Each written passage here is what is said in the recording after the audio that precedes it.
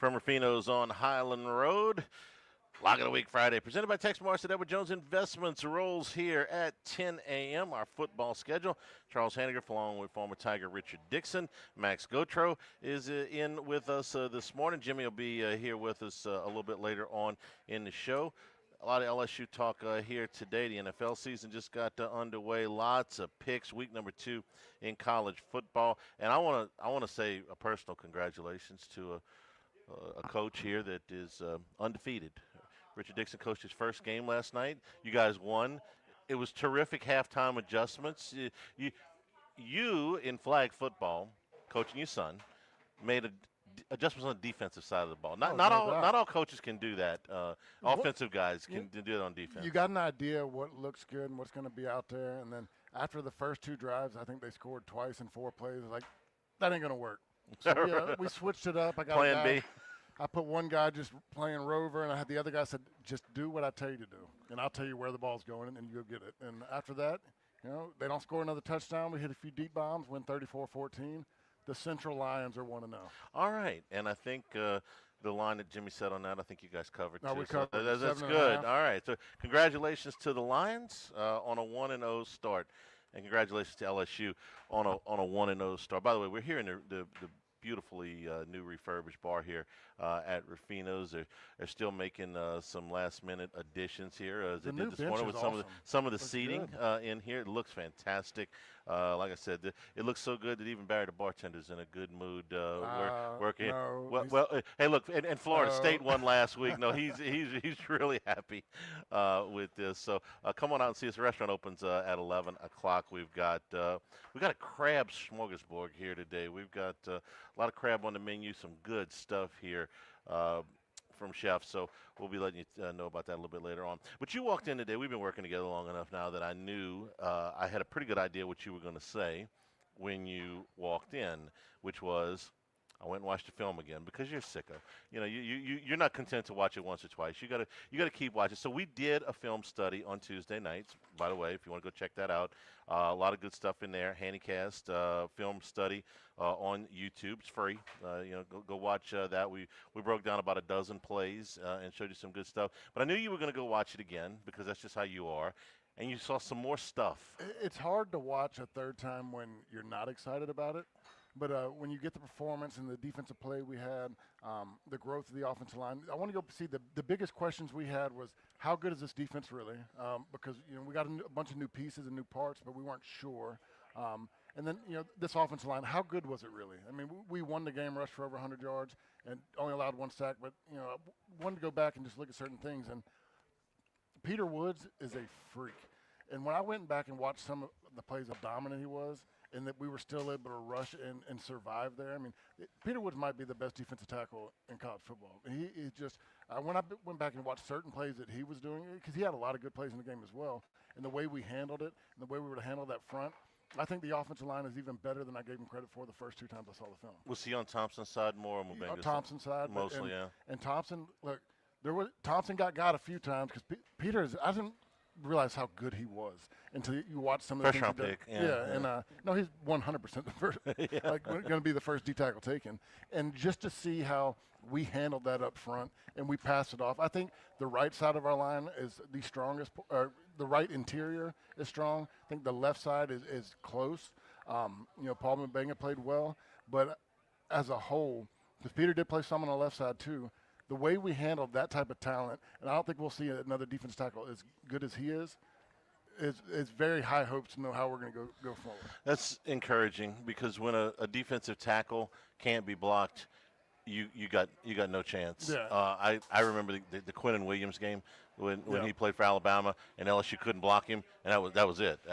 It almost didn't matter what anybody else did that night. Quinnen Williams spent the night in the backfield. If you're pushing the pocket and blowing up the center and blowing up timing, I mean, D tackles can wreck a game plan, and Peter Woods is a game wrecker that we were able to manage.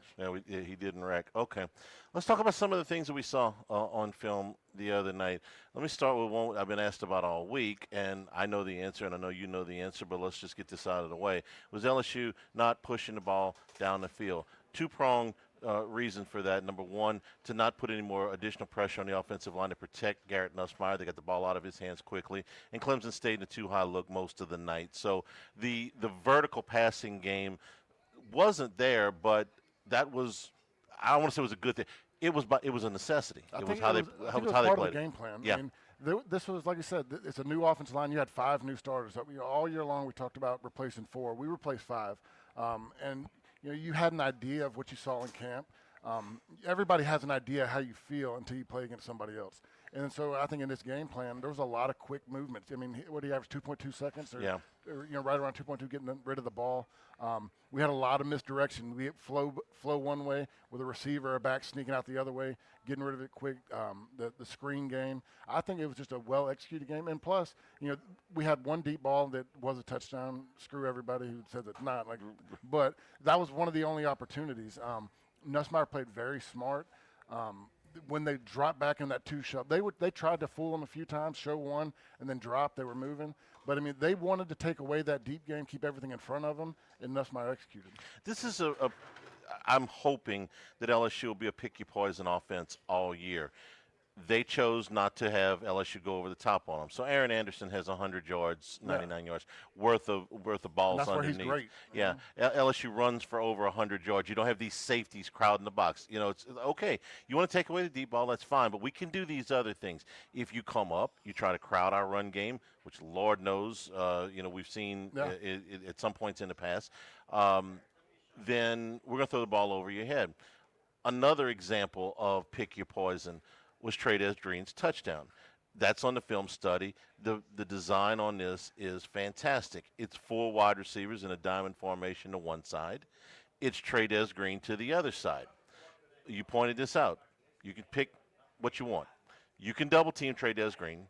If you do that, LSU's got numbers on the other side. They're going to have more guys than you on the other side. Or you can single cover Trey Green and hope that your defensive back can guard somebody that's half a foot taller than him. And Nussmeier comes up to the line, he reads this perfectly, and boom, it's a touchdown. I mean, all he has to do in that play, and look, there's going to be better DBs that Trey goes against. And look, Trey is a freak. There's things Trey needs to work on. He's got to learn how to use that big body of his, and I think the touchdown was the best he used it. There was 2 other plays they tried to give him a one-on-one shot, and he just kind of let those DBs get in his chest a little bit, but he's going to figure that out when he turns into a rebounder in the end zone. But when you run that set, we called it star when I played, and it was if you don't put 4 guys over there, it's a touchdown. If you don't put 2 guys over, it's 75-25 a touchdown. I mean, so you got to pick your poison, and I just think that they're doing a lot of that with the offense where you got to either live with this or live with that. I mean, you have to make a choice. Those 2 plays that you're talking about where they singled him and he didn't catch the ball, he drew a PI on both of them. So those were positive plays for LSU. On the other hand, and you've talked about him a lot, and by the way, we're going to talk about him all year because I think he's one of those X factors. Like, hey, nobody else has got one like him. Nobody. There were some times where the ball in the second half that Herb Street pointed out, where Nussmeier's expecting him to settle in, and you pointed that out as well in the post game, and he doesn't, and so it looks like the ball is behind him, but the ball is where it's supposed to be. He's run the route improperly, and he's still doing a little bit of that, but you think he's getting better. No, he's getting a lot better. I mean, you saw when he came out of that break, there was a little bit of hesitation. Like, he thought about it. He made the wrong decision, but, I mean, he's understanding that he was supposed to do something. He knows he messed up right there. And it was more of like a little whip route, which you run out in man coverage, you sit down in the zone, and Nussmeier read zone, threw it to his inside shoulder, and he kept running. So it made it look like a bad throw. But I could also see you can see in his demeanor and body language that he knew he made the mistake. It's something that's coming. Just more reps. He's going to be once he really gets this dialed in. And like I said, he's a willing blocker. He's still, for a big guy, likes to go throw his head in there. It's tough when you're that tall to block smaller guys. So, I mean, just something that he's willing. The things he's doing in the pass game, you're starting to see it click for him. And once he's really got a full understanding of it, it's all my records are gone. Where he is now compared to where he was a year ago? Oh, it's huge. I mean, look, I pointed this out on the show the other day. He's got 15 career catches and 5 of them are touchdowns. I mean, that's astonishing. And that's when you have that link and that athletic ability. He's a red zone weapon. What he's going to have to continue to grow is, work on that route running, understanding zone versus man coverage, understand when to settle and sit, and that way that you're not just go post up in the end zone. They got the screen game going a little bit too the other night, and that hasn't been something that we've seen a ton from this group. They ran the same screen 3 times in a row before Clemson finally adjusted to it. They did have the one bad play on the backwards pass to Brown. We're gonna, give him one mulligan, but in the screen game, some of the things that they did the other night and how they can continue to develop that, because that's something that you got to spend a lot of time on. Starts with the offensive line. I mean, our biggest problem, I thought, last year, and you can go back and look at some of the film studies we did and the conversations we had, was offensive linemen getting to the second level and making blocks down the field. And this line we went out and got, we have athletic offensive linemen that did really well getting on the backers, chasing the ball, making blocks down the field. And that's where your screen game really explodes. I mean, you got to have your 2 initial blocks to get space, and then everything after that comes from blocks down the field. Aaron Anderson is going to be a part of this screen game. He's going to be a part of everything that they do. I'm more convinced now than ever that he played through an injury 2 years ago. He was fantastic last year, and he was LSU's best receiver the other night. What are you expecting from him moving forward, where they put him? I think he's Nuss's safety blanket. I mean, Nuss, I feel like has the most trust in him. That's his go-to guy. That's when last year was Mason Taylor. Last year was Mason Taylor, and I thought it started becoming 50-50 with Aaron Anderson. This year I think it's Aaron Anderson. He's a guy that he knows is going to be in the right spot. He knows he can throw a tight ball. He doesn't fear the guy being in the wrong position. He's a guy that he just has that comfortability with when he's got to make a play. That's where he wants to go. We're here at Ruffino's. It's Lock of the Week Friday. Appetizer features today when the restaurant opens at 11 a.m. Crab rangoons. This is the crab and cream cheese filling with the honey mustard on top. Crab raviolo. The crab raviolo stuffed pasta with crab bisque and toasted almonds. Entree features today the crab roll. You seeing a theme here? The lump crab meat with the citrus aioli and the Parmesan truffle fries. The whole stuffed flounder today. Got lump crab meat stuffing with Dijon on top of it and millionaire potatoes. And your dessert feature today, Oreo tiramisu. That's pretty much self-explanatory here at Ruffino's. Come check out the brand new bar here at Ruffino's. We'll be here until 1 o'clock. We hope you enjoy your afternoon. It's a home opener. A lot of people maybe knocking off work at lunch today. And come on in, have a cocktail, have a great meal. Terrific atmosphere. It's always fun here on Fridays at Ruffino's. We invite you to come by and see us. Live at lunch from Ruffino's. Lock of the Week Fridays presented by Tex Morris at Edward Jones Investments on 104.5 ESPN Baton Rouge. Live at lunch. Another checkup? Why are so many people getting new puppies? Dr. Kim's veterinary office is littered with cuteness. We are booked solid for weeks, but who can say no to a puppy, right? Oh, who's a good boy? Oh, who's what? Oh, She needs to find extra vet techs to get those pups some extra love. I need Indeed. Indeed you do. When you sponsor a job on Indeed, candidates can find it easier, so you can hire easier. Redeem your $75 credit at Indeed.com/credit. Terms and conditions apply. Oh, no. Ah, that's the sound of someone who's misplaced My debit card. their debit card. Where'd I leave that thing? Not at the gas pump, or the checkout counter, or the roof of your car. Now, if he has the Chase mobile app, he can use Card Lock. Wait, I could just lock my card. Yep, just a few tippy taps on his phone, and that sound? That's peace of mind from Chase. Chase mobile app is available for select mobile devices. Message and data rates may apply. JP Morgan Chase Bank N.A. member FDIC. Chevy trucks have you covered when the road takes you from smooth sailing to Chevy Colorado will eat up some of the toughest terrains with 5 available drive modes. And Silverado and Silverado HD have the muscle to take you out for some serious. With multiple engine options and impressive towing, while Silverado EV is the perfect combo of performance and capability. Nice. Making it a snap to hitch up this electric truck and hit the road. Wherever the road leads, Chevy trucks are right there with you. Chevrolet, together let's drive. Fall is the perfect time to fine-tune your game at Golf Tech Baton Rouge. Whether you're chasing lower scores or just getting started, our certified coaches and cutting-edge technology will help you play your best. From personalized lessons to precision golf fittings, we've got everything you need to elevate your swing. So don't wait for spring. Stop by Golf Tech Baton Rouge this fall and take your game to the next level. Golf Tech, located in Town Center across the street from City Pork. Banking on the go? Our mobile app makes it effortless. But at Campus Federal, you're more than just an account number. We build relationships with our members, supporting you from saving for college to owning your first home. If you're buying a car, planning a home renovation, or a vacation, we're here to help. Campus Federal Credit Union, your trusted financial partner for every stage of life. Start your journey today.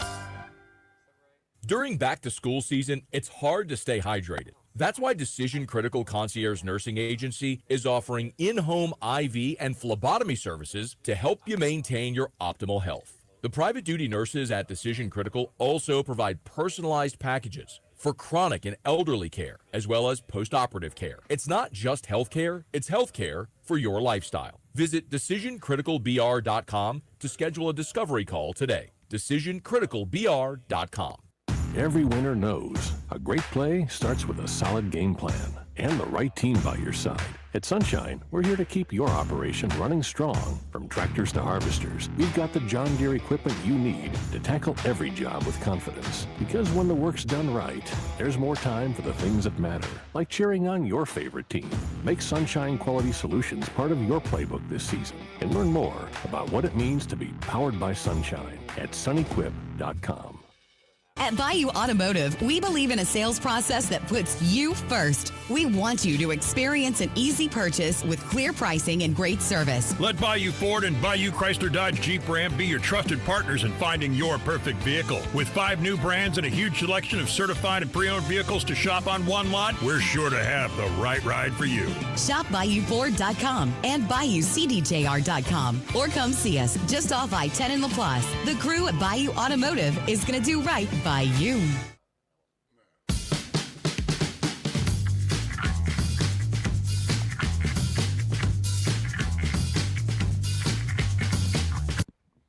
It's Lock of the Week Friday, presented by Tex Morris of Edward Jones Investments. Now, back to Live at Lunch from Ruffino's on Highland Road on 104.5 ESPN, Baton Rouge. And we return here at Ruffino's. We're also brought to you by Louisiana Health and Injury Centers, helping you deal with pain. Dr. Michael Goff and his staff done a terrific job for us over the years. So you've got back pain, neck pain, muscle soreness, things that are keeping you from getting around as well as you'd like, or maybe preventing you from getting a good night's sleep. Let them help you out. They'll get you into an exercise and stretching program that'll target those problem areas. And then if you need an adjustment, a dry needle, an electric nerve stimulation, cryotherapy, or ultrasound therapy, they can graduate you to those as well. Airline Highway, Plank Road, Jefferson Highway near Drusilla, Dr. Michael Goff, Louisiana Health and Injury Centers. Rich, the offensive line was the big concern coming in. They more than held up. Let's start at the top. Braylon Moore, SEC Lineman of the Week. When you got to the studio, you were like, "Oh my God, this guy had played his behind off." And it's difficult until a lot of times when you're just watching the TV cut to see just how good some of these linemen can play. And then you take a look at the wide cut and how they're getting downfield. What'd you see out of Braylon Moore? I saw an athlete. It reminded me a lot of Brett Holmes. A little bit smaller guy, but a guy that's quick, gets up to the next level. Confident in his decision making. He makes a decision quick. He doesn't can falter on second guessing himself. When he gets up to the line, he sees things and he communicates it very fast. There's no wondering. It's determined quick, and then just the way he helps. I mean, there's a lot of plays where he's helping out with the guards, and he's helping on Peter Woods, and just putting a hand there and knowing that knowing when it's time to get off and get to the next level. I just think his timing was really well. His confidence settled down the interior of the offensive line. And then just being able to get to the second level, it's the biggest thing in the run game. We talked about it all year last year where we struggled to get to you can make an initial punch at the line of scrimmage, but you're not getting that 7, 8, 9, 10 yards unless you're getting help at the second level. Here's the other thing I didn't see the other night. Miscommunications. We saw a little bit of this last year. I assume that Moore is making the majority of these line calls. He's making all the run game calls. Yeah. I didn't see 2 guys on this guy, nobody on this guy. I didn't see guys running into each other. We saw a little bit of that last year. For a line that is playing for the first time together and had a little bit of rotation, not a ton, but a little bit of rotation at the left guard, the communication seemed fine. No, I think the communication was fine. I think, across the fronts, I think where they're going to get better is, like we talked about in the film, the combination blocks, understanding, you got to have a feel for when I got this guy and you got this guy. When you're in a better leverage situation, and then I can get to the next level first or faster. Once you start to understand, how each other's game is and get a feel for it. Then you talk about communicating without talking, like being able to feel where each other's at on it. I think that's just going to be the next level of this run game. And one of the things we spotlighted, this is one of the most exciting things to me about this team is we looked at things the other night where, okay, they didn't do that. They're so correctable. It's not like, we don't have anybody can run with that guy, or we don't have anybody can block that guy. Their butts whooped. Right. Where you're saying that there's nothing he can do. He's just not good. This is more of like they made the right decision, right call. They just haven't got the feel for it together yet. So let's talk about some of those combo blocks that we spotlighted on the film, which is Tyree Adams, who has only played a little bit, your first-year starter, and Bauer Sharp, who is in his first year at LSU as an upperclassman.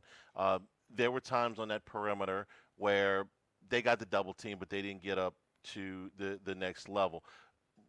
So I asked you on the film, okay, whose call is this? He said, well, this is more of a feel thing. This is the kind of thing that, I don't want to put words in your mouth, but I think this is how you said it. In week 4, they'll know each other a lot better. Yeah. They'll have seen this enough times where this will be better execution a month down the road. I always go back to me and I played with Saron Black for 4 years. Year 1, I was nervous every game, freaking out, just trying to make sure I had the right calls, right decisions. By my sophomore year, my junior year, we didn't speak to each other. I mean, we just knew that when we were on a combination block, double teaming to, typically first spot, center's going to call out the mic, and then you're either getting second spot, first spot, pass mic.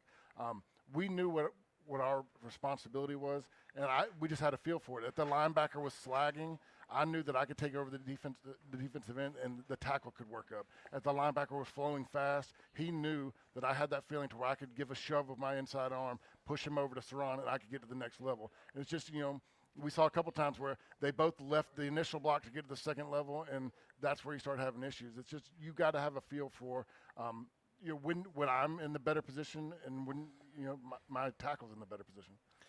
What'd you think of the wide receiver blocking? I think it was really good. The one play, and I don't want to give the one play I showed on film. The first play, yeah. That was not like an indictment on him. The guy played his ass off, blocked all night. I just know as a player, the one play the coaches talked about when they watched film was that might be a touchdown if you do that. Yeah, when Durham cuts back and he's to the other side. You're on the field. back side of the block, 30 yards down the field. You held him for 5-7 seconds. I mean, that's a long play. In his mind, play's got to be over. And certainly not coming back behind me. Yeah, exactly. So he makes 24 yards. If he stays with the block, he probably makes 44 yards. But, okay, again, easily correctable. I thought the wide receiver block, when I went back and watched it again, was very good. Liked what I saw to Kyle Parker. Yes, Kyle Parker is a guy that we forget about. He played early. I mean, USC, I think he was out quick in the first game as a true freshman and got hurt. He ended up breaking his arm. Yeah, he was out for the but year. he was a guy that they were high on last year. As a true freshman, he was the first receiver up. And then, we kind of forgot about him. He's coming out this year. You hear his name a lot. He's a guy that is fitting the trend that I hear Brian Kelly and these teammates talk about in interviews is like a selfless player. These guys all are going to do their job. It's not a me, I want the ball. It's I want to do what's the best thing to make this team win.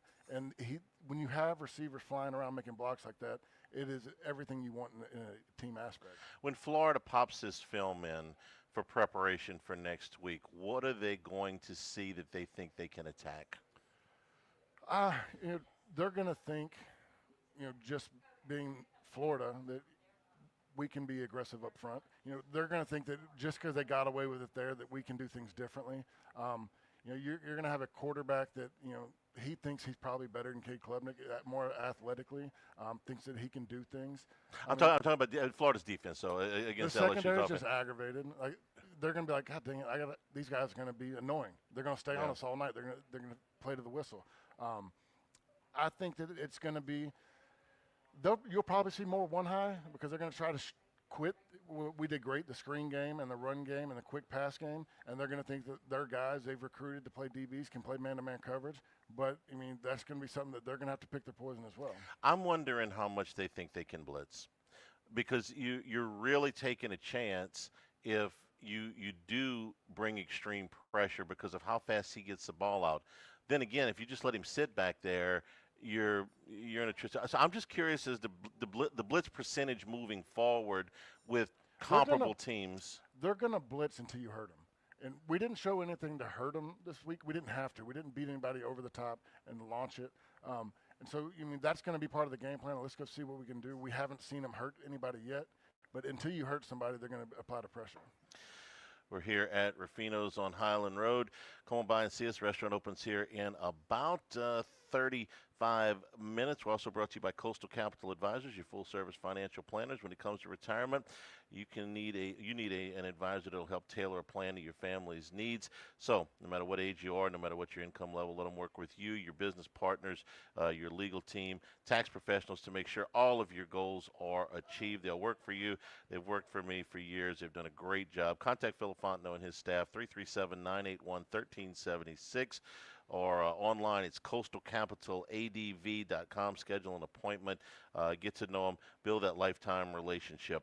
Advisory services provided by New Age Advisors, member FINRA SIPC. We'll take a break. We'll come back and flip sides of the ball. Talk a little bit about what LSU did defensively in this game against Clemson, the 1-0 start for the season. Live at Ruffino's, live at lunch, 104.5 ESPN Baton Rouge.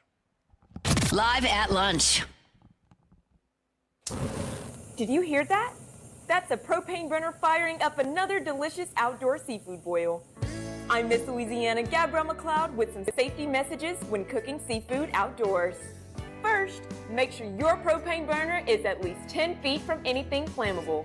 Place thawed seafood in the pot, cover your shrimp, crab, crawfish, and fixings and leave 2 inches of space at the top of your pot. And don't forget the seasonings. Remove your seafood and set it aside so it drains. Then heat the water to the appropriate temperature. Turn the propane off at the tank and gently lower your pot using gloves or mitts. Then fire up your burner and cook as directed. Don't forget to turn off your burner before removing your seafood. Now sit back and enjoy another fabulous Louisiana feast. Fuel for our future.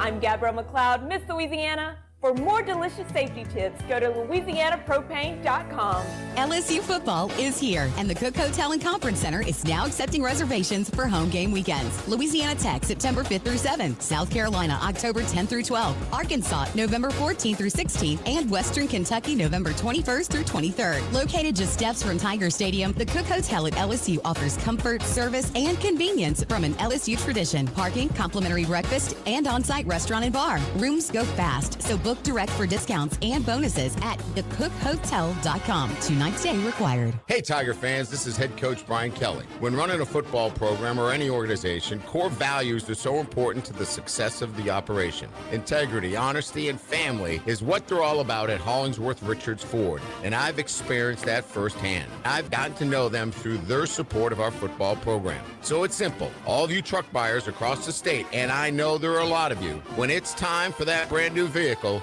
go to Hollingsworth Richard Ford and tell them Coach Kelly sent you.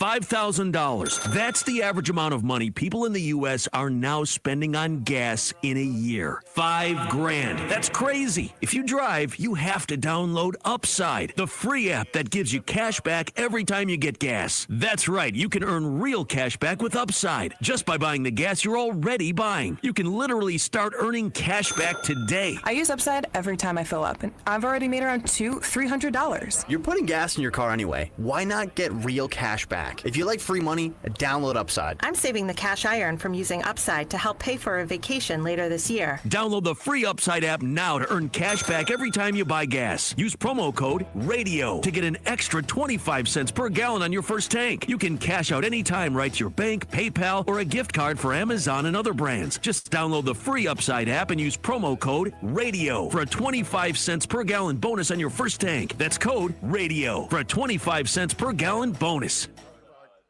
This is Todd Covington, branch manager at First South Farm Credit and AME. If you're in the market for land, whether it's timberland for deer hunting or any other recreational property, make First South your first call.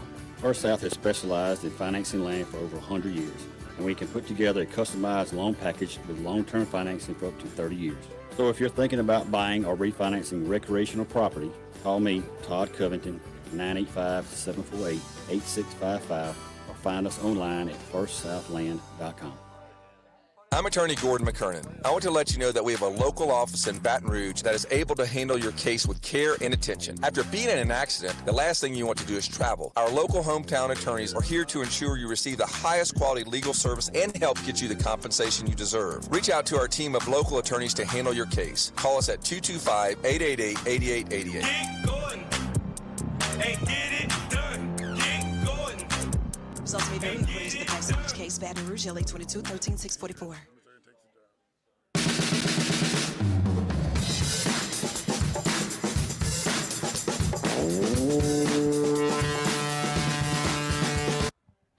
It's Lock of the Week Friday, presented by Tex Morris of Edward Jones Investments. Now, back to Live at Lunch from Ruffino's on Highland Road on 104.5 ESPN, Baton Rouge.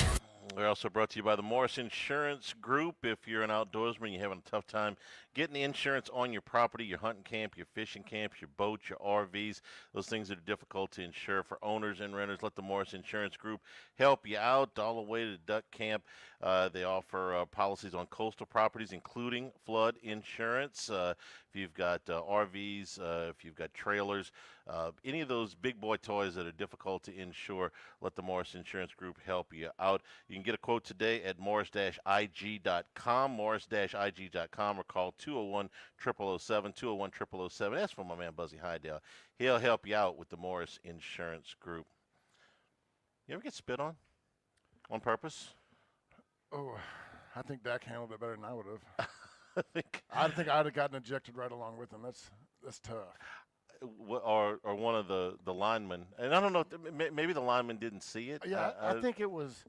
Yeah, I don't think everybody saw it, but I mean, God dang, the camera saw great footage of it. Yeah, I saw what Booger said on Twitter. He's just, man, look, you do that, we're going. It's a fight. We're throwing hands right there. Of course, Dak does what's best for the team. They get the 15 yards. They get the guy out of the game. He doesn't get himself thrown out of the game, which that would have essentially killed the Cowboys' chances last night. Carter would have killed Dak anyway if they start. That's not the guy you want to Right? fight Yeah, at his exactly. size. I mean, he's only got about 100 pounds on him. That's just. I hope they suspend him. I really do. He's going to be suspended 100%. I told my wife that last night. Not just the ejection, which essentially is a one-game suspension. No, he needs another game, maybe two. She was like freaking out, appalled, but she's like, "That is."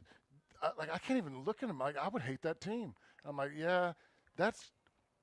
Look, I'm all about trash talk and when you're on the field, I hate everybody.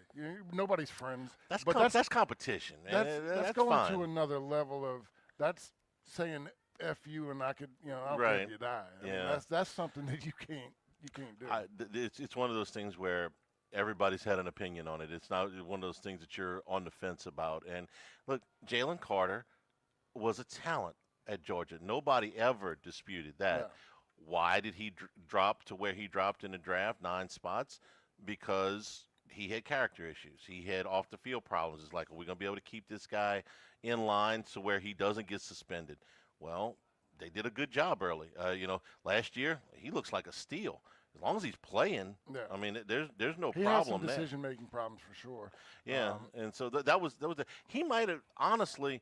I'm trying to remember who the quarterback was in that draft, but he probably would have been in if his off-the-field record was marginally clean. Yeah. Okay, I'm not saying you couldn't get some speeding tickets, and the speeding tickets over there resulted in deaths. Okay, so I'm just talking about regular run-of-the-mill speeding ticket, missed a class, the ordinary run-of-the-mill stuff. He probably would have been the top non-quarterback taken in the draft. Yeah. He slipped because of stuff like this. Yeah, I mean, and that's when you go out and they took a shot on him. It was high reward and high risk, but I mean he's got to face that locker room, and he's got to face the leadership in that locker room. He's got to face the coaches, and he put his team in a bad spot. If Dallas comes back and wins that game, I mean, it's even worse on him. But I think, it's something that's going to be a lesson learned. He's a young player that he's going to have a heart-to-heart with a lot of guys that are not going to say some nice things. I think about, some of the veterans that aren't there anymore. Brandon Graham was there for 15 years. It's the leadership guys. Well, okay, he retired. This is you now. All right, let's get back to LSU. The defense was phenomenal the other night. One touchdown drive, and that was really it. They throw a shutout in the second half. We've been talking all August. They've got enough of rotation. They should have fresh legs in the second half, in the fourth quarter. I thought they did. They really got after Klubnik. They made him uncomfortable. They completely shut Clemson's run game down to the point where they quit trying. Yeah. Last 19 plays of the game for Clemson are all passes. So what did you see? I saw corners that can cover.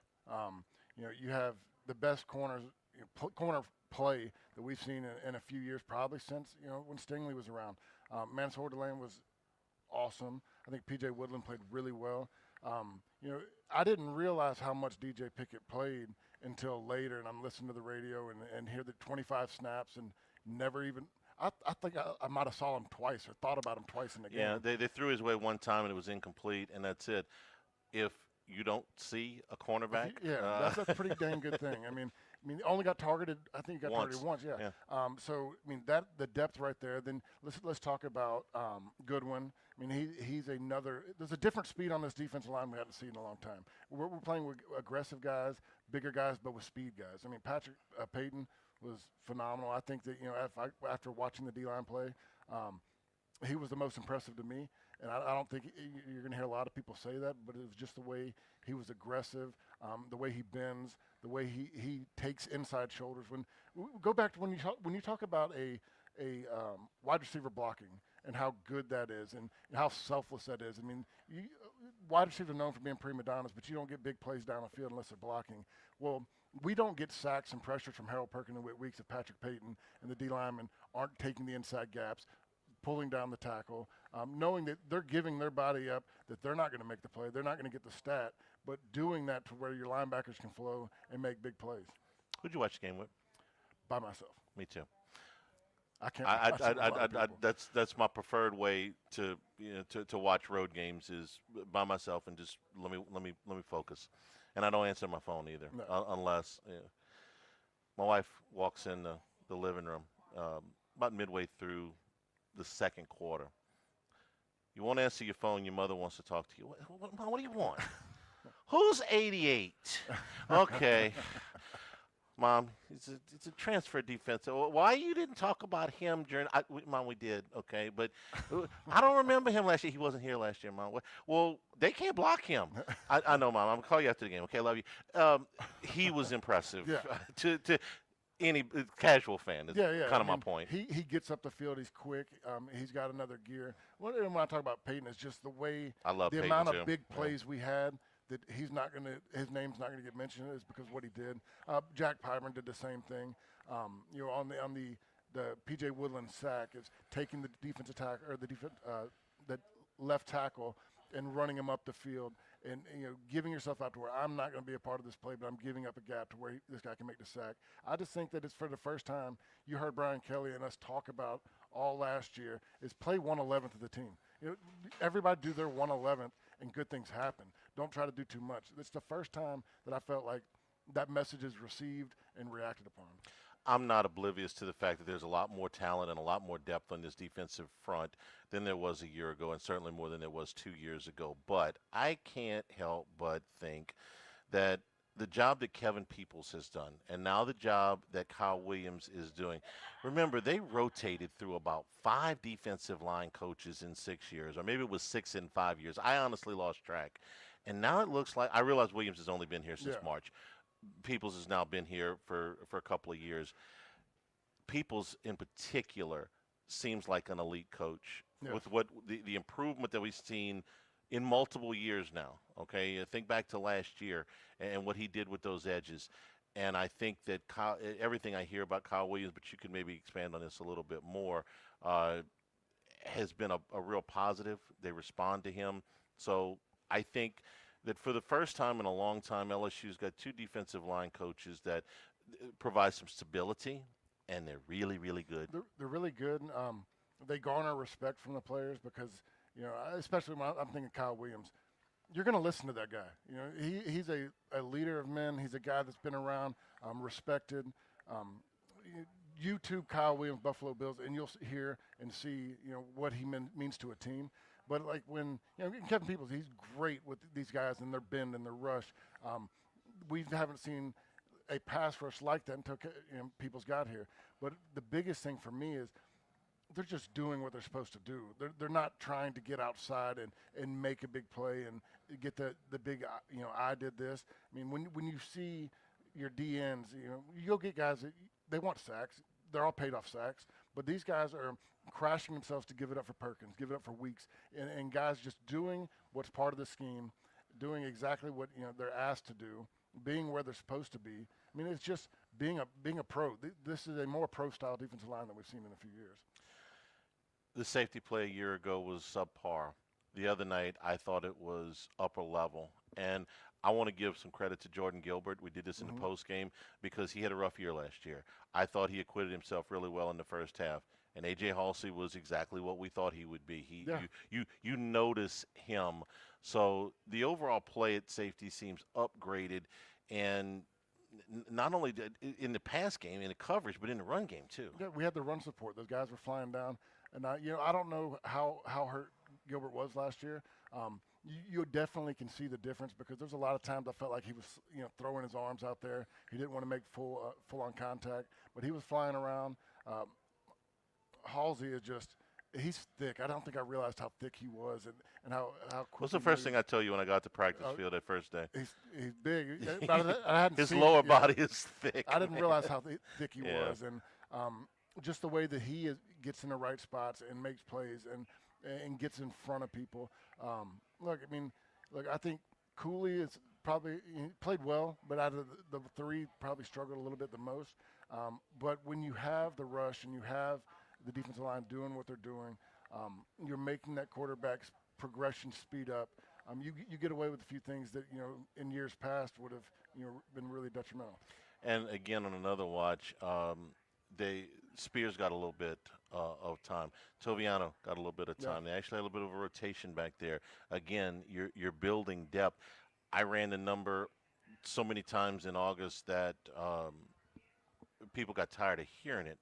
But when you have guys that have that kind of experience that are now in backup roles, well, you know that somebody had to go beat them out, okay? Like for Gilbert not to play after 20 career starts means that somebody beat him out. Halsey beat him out. For Stamps not to play with 18 career starts or whatever it is, somebody came and beat him out.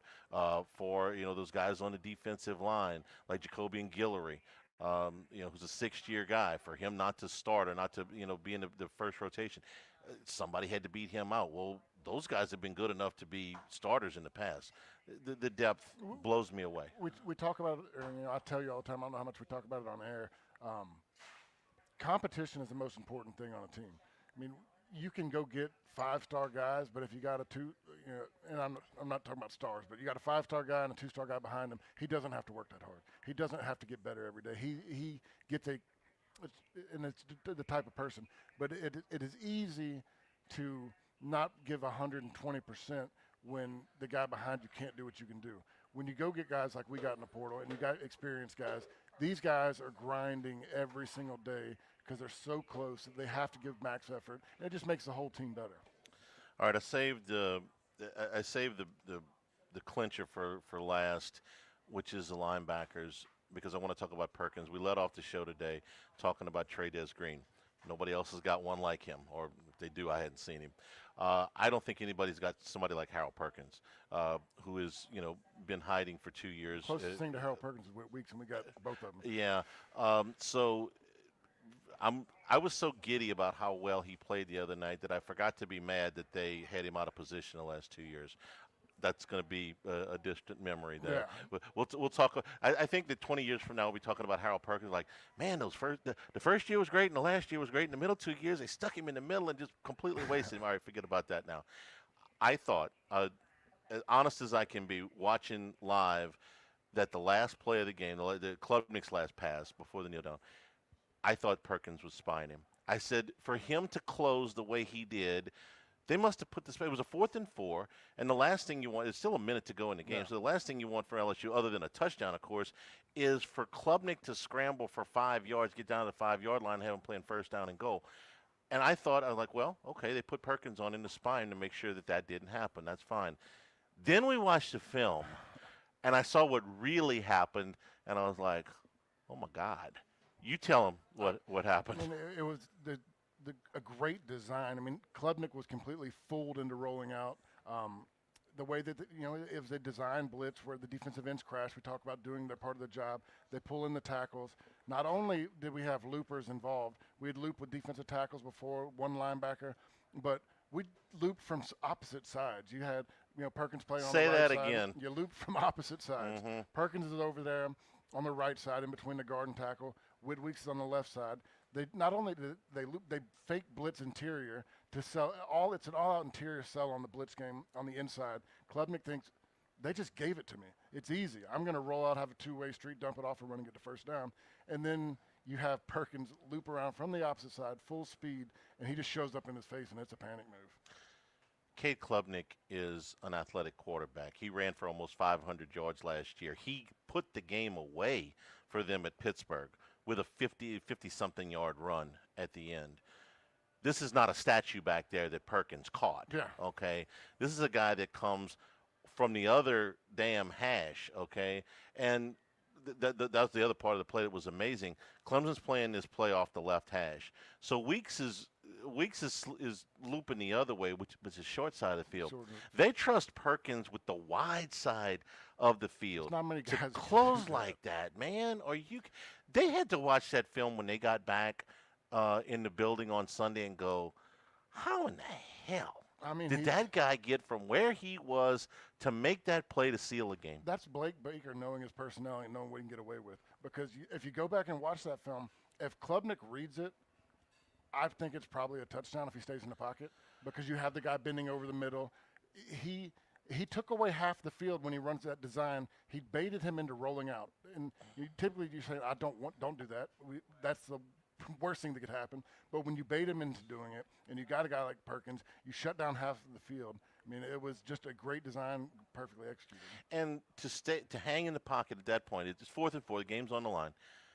I got to think that somewhere in Klubnik's head was, I haven't really been able to drop back and sit in a clean pocket all night. Yeah.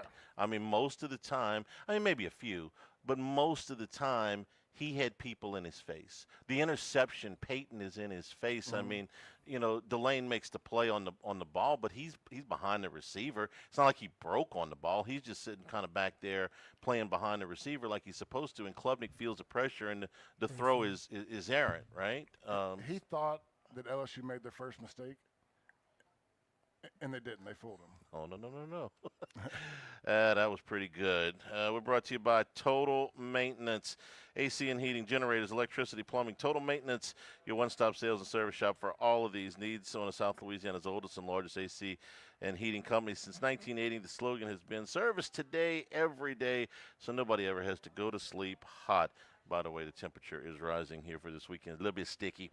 Total Maintenance expanded in New Orleans area. Full staff in both Baton Rouge and New Orleans. Authorized dealer for Carrier, American Standard, Daykin, and Rheem AC units. Generac and Cummings generators for all of your electrical and plumbing needs as well. In Baton Rouge, it's 480-1000. In New Orleans, 841-3300. Service today, every day. Total Maintenance. We'll take a break. We'll come back, wrap up hour number 1 live at lunch from Ruffino's. Lock of the Week Friday is presented by Tex Morris at Edward Jones Investments on 104.5 ESPN Baton Rouge.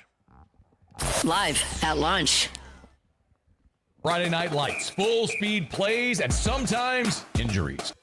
9 p.m. every Friday during football season, Brock's Friday Night Clinic gives free care for high school athletes. Football, cheer, band, or dance, everyone's welcome. Learn more at brortho.com. This football season, Dr. Pepper and Harold Perkins Jr. want to help a local senior high school football player take their next big step. We'll be choosing a standout senior football player from nominations on our websites and socials. Weekly winners score a Dr. Pepper signed autographed football by Harold Perkins Jr. And one lucky grand prize winner will earn $5,000 towards tuition from the Harold Perkins Jr. tuition program. Nominate a high school senior football player and listen every Friday during Louisiana Prep Preview and Off the Bench to hear the winners. From kickoff to cash out, ESPN Bet has the tools you need to score more on game days. Bet smarter with stats at your fingertips. Get personalized parlays built just for you. And with your fantasy team synced right in the app, you can back your squad. Right now, new customers get $100 in bonus bets when you bet $10. Sign up with promo code USL to get started. Must be 21 plus. Gambling problem? Call 1-800-GAMBLER. Terms and conditions apply. See app for details. Offer not available in New York. Coach Saban here, and let me tell you, every second matters. Preparation is everything, and that's why I trust Kidde Smoke Alarms. And as North America's #1 home fire safety brand, they're built to respond over 25% faster to smoke detection. Kidde helps protect what matters the most. Find it at the Home Depot. How doers get more done. #1 claim based on total household installations as of December 2023. 29% faster average smoke detection based on internal testing of smoldering wood fires for Kidde 9th edition versus leading competitor 8th edition products. When the grid goes dark, critical systems can't. For over 30 years, Arco Power Systems in Louisiana has helped our hospitals, grocery stores, pumping stations, communication hubs, and industrial facilities stay up and running. Because failure is not an option. When lives, safety, and communities are on the line, reliable backup power isn't a luxury, it's a lifeline. We are Arco Power Systems, and we power the mission. Learn more at arco.com. Rev delivers fiber-powered technology for your home and your business with phone, internet, TV, and security that keeps you connected. Backed by local teams. Get 6 months of Rev business service free, plus a price lock. Call or click today. Some restrictions apply. I'm attorney Gordon McKernan. I want to let you know that we have a local office in Baton Rouge that is able to handle your case with care and attention. After being in an accident, the last thing you want to do is travel. Our local hometown attorneys are here to ensure you receive the highest quality legal service and help get you the compensation you deserve. Reach out to our team of local attorneys to handle your case. Call us at 225-888-8888. Get going and get it done. Get going. Results may vary according to the facts of each case. Baton Rouge, LA 22-13-644. Raise your glass to the start of Oktoberfest. Keep it raised for our authentic Stein hoisting competition. Join us at Twin Peaks every Friday in September at 6 p.m. for a chance to win weekly prizes and Sam Adams swag. Light or Miller Lite for just $12 all day. Don't forget about our 29-degree drafts. Not in the drinking mood? Grab a cheeseburger and tea or soda bundled together for just $10 all day. Hello. Say hello to one of our favorite holidays at Twin Peaks. Eats, drinks, scenic views. Check engine light, weird clink, truck giving you a shake? Bayou Chrysler Dodge Jeep Ram can get you in for service today. You don't have to wait. Same day service. Schedule now at BayouCDJR.com. If you need sales or service, the crew at Bayou Automotive is going to do right by you. Hey, it's Matt Moscona. If you missed the show, you can always check it out on demand at 1045ESPN.com, the 1045 ESPN app, or the After Further Review YouTube channel. AFR On Demand, brought to you by Breck Golf. Book your tee time today at golf.breck.org.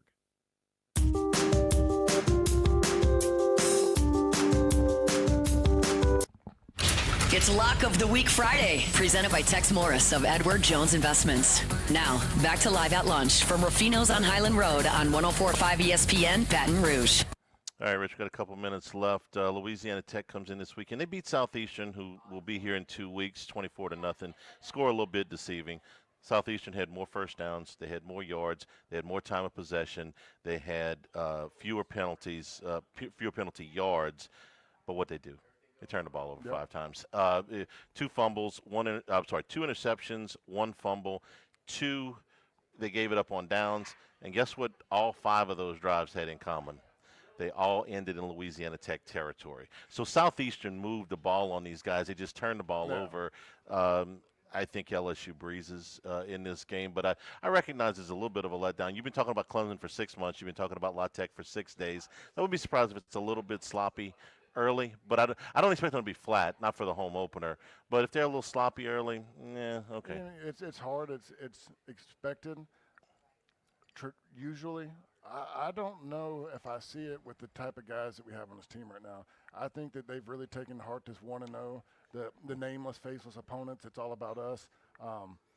I admit I am stereotyping right now when I say, hey, you come off a big win like that, you come home to play a non-conference opponent. What everybody thinks. Yeah. That's normal. But there's a different little buzz until we see it. Look, it might happen Saturday, but the way these guys talk, the way these guys interview, the way they show up for workouts, I don't see that. I think these guys hold each other accountable. Like you said, you got starters on your first two.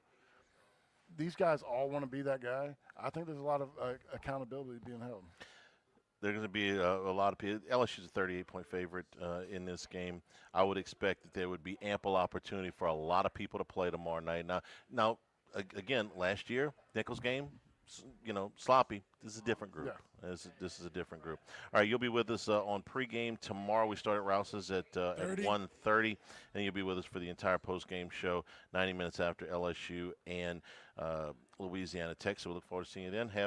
Enjoy your football Saturday until we see you tomorrow. All right, Jimmy Jones' show when we come back here. We are at Ruffino's restaurant opening up here in just a few minutes. Come on out and check out the specialty menu here at Ruffino's in the newly refurbished bar here on Highland Road. Live at lunch, 104.5 ESPN Baton Rouge. Live at lunch. At Landmark Bank, we're more than just your local bank. We're your neighbors. We cheer on the hometown team, shop at the corner store, and know you by name when you walk through our doors. Hi, I'm Ashley McDaniel with Landmark Bank. Whether it's saving for college, buying your first home, or growing your small business, we're right here with you. Because when you bank local, you grow local. And we're proud to grow with you right here where you live. Landmark Bank, banking with people you know. Member FDIC. We've got a variety of amazing events this September at the East Baton Rouge Parish Library. The 48th Annual Author Illustrator Program welcomes prolific children's authors Andrea Davis Pinkney and David Pinkney. Celebrate with incredible music from local musicians at the Red Stick Rhythms Concert Series. And Saturday Science for Teens returns too. Bring the whole family to the Bilingual Family Hour with stories, songs, and games that celebrate language and culture. For details on these exciting programs and more, visit ebrpl.com. Toyota's bringing its A-game this season. From the linebacker tough Tundra to the Camry that cuts through traffic like a wide receiver. Every model's built to score. With legendary reliability, safety that covers all zones, and deals that make you spike the savings, Toyota's the winning drive you've been waiting for. Need a short-term play? Ask about Toyota Rentals and get in the game today. Visit All-Star Toyota at Airline and Goodwood and take the wheel before the clock runs out. All-Star Toyota. People you know, cars you trust. He's got a man open! Football's back. Do you have your streaming subscriptions to watch the games? It'll cost you. What? Prime, Netflix, YouTube TV. It adds up. Good thing local radio and TV stations bring us hometown games free. But that could change. Tell Washington. Modernize the rules so your local stations keep bringing you the sports you love for free. Text radio to 39179. Message and data rates may apply. You may receive up to 4 messages a month, and you may text stop to stop. This message furnished by the National Association of Broadcasters and this station. If you're 55 or older and into that whole saving money thing, T-Mobile has an exclusive phone and internet bundle just for you. Right now, get 2 unlimited phone lines plus 5G home internet for just $30 each per month with autopay, plus taxes and fees. And with 5G home internet, setup is easy with just 1 cord and no technician needed, which is great if you're also into that whole keeping it simple thing. Switch now and experience the best mobile network in the U.S. Visit your local store to start saving. T-Mobile, it's better over here.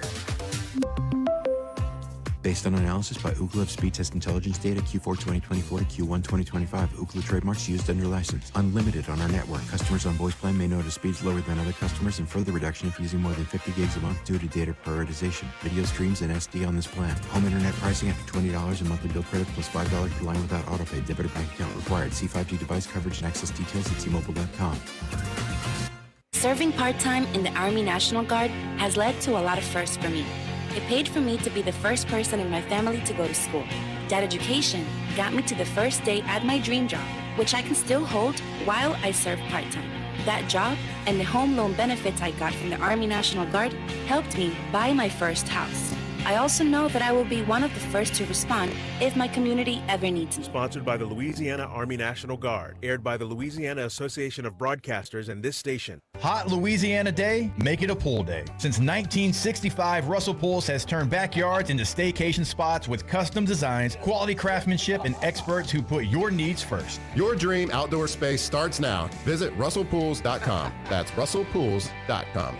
Insurance companies have teams of professionals to fight your claim.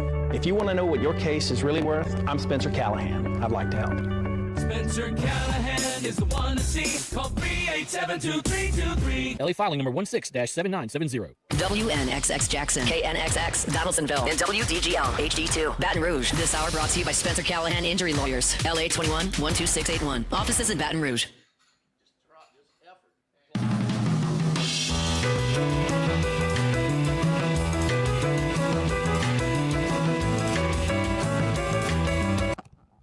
It's Lock of the Week Friday, presented by Tex Morris of Edward Jones Investments. Now, back to Live at Lunch from Ruffino's on Highland Road on 104.5 ESPN, Baton Rouge. And a return here at Ruffino's. Lock of the Week Friday, presented by Tex Morris at Edward Jones Investments. Jimmy, how you doing? I'm doing great, Charlie. All right. Great night for auto locks. So it's a good start. Good night for auto locks, and we invite you to come in here at Ruffino's, a newly refurbished bar.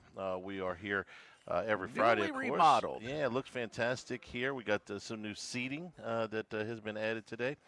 And we've got a lunch menu that's got a little bit of a crab Mr. Curtis is here. Yeah, he's here.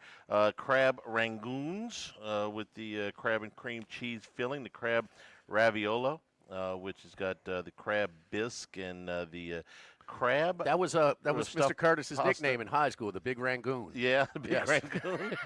Crab rolls with lump crab meat, whole stuffed flounder with crab meat stuffing. Oh, no. What? Yeah, we got whole Little stuffed crab flounder, meat stuffed flounder, lump okay. crab meat stuffing, and There we go. millionaire potatoes to go with it. Well, that's definitely me. And Yeah. Oreo tiramisu Of course. for dessert. The NFL season started last night. Eagles beat the Cowboys 24-20. If you had Dallas, you felt pretty good about this. If you had the over, you felt pretty good about this. Dallas covered. The over, one of the more bizarre numbers that we've seen for a total that is under 50. If you score over 40 points in the first half, which they did, it was 172-1 before last night. That's 172-2. Only the field goal in the second half. So if you were a frustrated over better, you have my sympathy from last night. But the story of the game, of course, was Jalen Carter getting thrown out for spitting on Dak Prescott. One play into the game. Prescott spitting, he's spitting. Prescott spits on the ground, and Carter spits on him. 7 for 7. First 7 drops for points, 5 TDs, and I mean this is such an over game, and it was. It was a fluke that it went under. But hey, the weather delay. I mean, one of those things impossible. But damn it, I mean that's more than coincidental. Now the fumble and the drop passes. That was it. I mean, if he doesn't do that, that's a 50-50 game. It was kind of close to a 50-50 game still. I mean, Dallas did have the ball with 3 minutes to go, down 4. Yeah. I mean, but Lamb makes those catches normally, and he didn't. And I thought Prescott looked okay. I thought he looked great. I thought he made some really, really nice throws last night. Do you consider the ball that CeeDee Lamb dove for and the last one? It's not a drop, but he could have. He has made that catch wait. before. He could have. The argument is, should he have? I'd say he catches it more times than not. You said he was top 5 receiver this year. Yes, I believe if that. he's a top 5 receiver, he should make that catch. I'm sorry. No, does Jamar Chase make that catch? Does Justin Jefferson make that catch? Usually, yeah. Okay. And if he dropped. He is paid at the highest level for receivers. He's in the top 5, and yes, that's a catch. Games on the line. Come on. Is it a drop? No, it's not a drop. That's not a drop. Okay, then we agree. It's not a drop. I've got a hard time giving him a drop. A drop on is that. a routine play. Yeah, and that's not. I can't give him an E, but damn it, Yeah. if he's going to be a top 5 receiver, makes that catch. Yes, the other two. I think he usually makes that catch. When he laid out for it, and I saw the ball go into his arm, I thought he was going to catch it. I didn't expect to see the ball come out after that. Them boys from LSU make that catch. Yeah, them two make that catch. Throw probably Malik Neighbors in that conversation as well. Is Malik as fast as CeeDee Lamb? Probably not quite as fast. I mean, I don't know. He's got that long stride, man. He's taller than Lamb a little bit. It's a little bit taller than Lamb, I think. I'll look it up. in a straight 40, there's probably not a ton of difference. It's close. Okay. It's close. Okay. I know that Dallas was able to take advantage of Carter's absence, run the ball for 120 yards last night. Javonte Williams kind of washed out in Denver, was never really completely healthy there. Had a couple of touchdown runs last night, and then Miles Sanders I know he had the one long one, but Prescott said it after the game. Once Carter's out, we changed our we changed our mind. C.D. Lamb's listed as 6'2", Malik is 6 feet. Really? Yeah. Okay. That's what I thought thinking. Neighbors was taller than him. Yeah, you know what it means when you list it at 6 feet too, huh? You're 5'11". Yeah. Well, you're under 6 feet. Yeah, or whatever. Yeah. Dallas couldn't handle Jalen Hurts. He had 14 carries for 62 yards, 2 touchdowns. Yeah, you say they didn't stop. They didn't stop him for sure. Played a lot of zone, and he did it with his legs. And the 2 pivotal plays in the game, he beat him with his legs more than his arm. And that was 3rd and goal from like the 4 or 5. He ran in for one of the touchdowns. That was one of the few 3rd downs in the red zone. I mean, it's 3 or 7 you're going to get. And then one to ice the game. It was 3rd and 3 or 4. Those were the biggest plays of the game. I can't dispute that. I thought he had a nice night throwing the ball too. He's always been poised, even when they were running that BS offense when he was a freshman at Alabama. Let's throw screens until LSU takes it away. I mean, he threw the ball well. I mean, he is just. I thought Dallas did even though they didn't stop him, they played a lot of zone, and it just. I don't know. How many yards did he throw for? 150. Yeah, that's not. You take that any day. You go into an NFL game, we'll give the other team. You give up 150 yards passing all day long. So it's a little bit of a misleading game. Maybe because the drives were extended every time because they were scoring drives that they chewed up some of the clock. But I don't know. And they ran for 100. The weather completely threw that thing sideways. I mean, they go from scoring all those points to nothing. And I did make a call. Jay Johnson had nothing to do with them delaying the game. Sorry, couldn't help myself. Well, no, because if Jay Johnson, we'd still be in a delay. Well, I mean, come on, man. Hurts was on a pitch count. An hour? An hour. Yeah. Okay, let me know the next time Jay Johnson has a weather delay, an hour or less. No. Only if the weather's clear after that. Ain't happening. But he can do what he wants. Little man's really good. He works hard, but man, don't be in a hurry. To his don't be in a hurry if the weather. To his advantage. Philadelphia defense. Was it all that Jalen Carter wasn't there? That Dallas was able to run the football like that? We don't know. And what did we talk about yesterday? The only thing I saw about Jalen Carter, as big of an idiot as he is, he looked in shape. He looked in really good shape. I looked him. Did you see him? Yeah, because I went and looked it up. Charlie, he looked pretty damn good, man. I mean, he looked like asked me the waistline doesn't lie. You'd asked me before the game yesterday, what does Jalen Carter weigh? I'd have said 330. He's listed at 315, and he looked 315. He looks good, yeah. Man. Does he know how look big like you got to be to make 315 look svelte? I want to go back to his rookie year and look at him now, and I think he's down 10, 15 pounds. Well, it's good weight. He looks really, really good. And, when you win a championship, you can get fat and happy. Yeah, and you can, you can tell how great you are, and that's it. You can exhale, and, do you have that that hunger? No, man, you got the trophy. You got the ring. But, man, he looks we saw immediately his first game ever as a pro against the Patriots. He was wrecking shop, okay? But he couldn't stay on the field more than 5 plays in a row. I mean, it was like constant. Couldn't play half the snaps. He's built to play a lot of snaps, and they're going to need him because they lost some pieces, and I think that showed last night. Dallas was that's not the same defense that played in the Super Bowl. No, they lost nine. They lost 9 guys, and then Carter last night. So and I think he's going to get a little vacation from the league, 1 or 2 games beside that, but we'll see. The other thing you think so? I'm listening to the talking heads a little bit on this one, but yeah, they seem to believe that he's going to get probably a 1-game suspension, maybe a 2-game suspension. Off It of needs this. to. Yeah, I would have no problem with that. If you're Dallas and Jalen Hurts did to you what he did on the ground last night, and that was the difference in the ball game, in my opinion, those plays, and you got to play him twice a year, and you got to play two of the three best running quarterbacks in the NFL reside in your division, Jalen Hurts and Jaden Daniels. Okay, does he run for that if Micah Parsons is on the field last night? Hurts. No. Philly's got a much tougher time with Parsons on the field. Yeah. No, I think just the quarterback part, not the rest. Just the quarterback running part. Oh, the quarterback running part? Yeah. They're different runners, Charlie.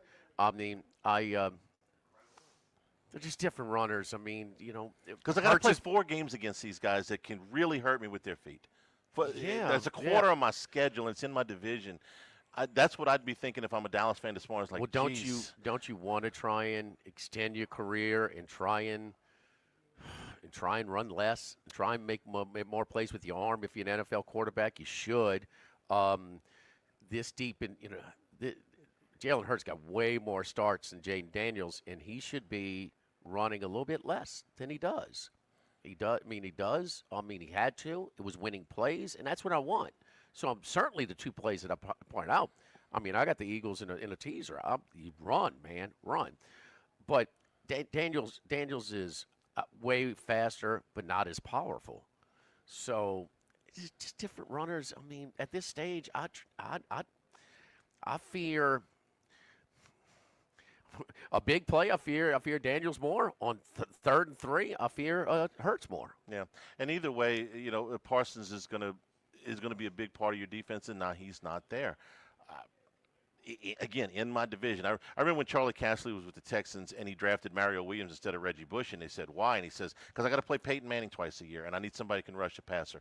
Now, maybe that didn't work out, but at least I understood what he was thinking. And here, if I'm a Dallas fan, I go, you just traded Micah Parsons, and I just watched Jalen Hurts beat me. I've heard a lot of Dallas fans justifying this thing, trying to make it feel great and throw stones at Parsons now. I mean, they're acting like SEC fans, but, now he's, all locker room disruption and all that. I mean, a lot of people trying to justify it as of now. The thing is, we did see the same game plan that the Chiefs employed in the Super Bowl. Like, we're stopping Barkley first. It was hard yards for him. He looked great again. Great. I mean, he is powerful, shifty, and explosive. He explodes out of the cuts as well as back, man. But man, he had a lot of traffic. They had they were committed to try and making it really hard on him. So Dallas, a divisional game, game 1, where the game should be tighter, whatever it is. I mean, Philadelphia was no better than Dallas last night. It just fell that way. I mean, guy fumbles ball. They're going in.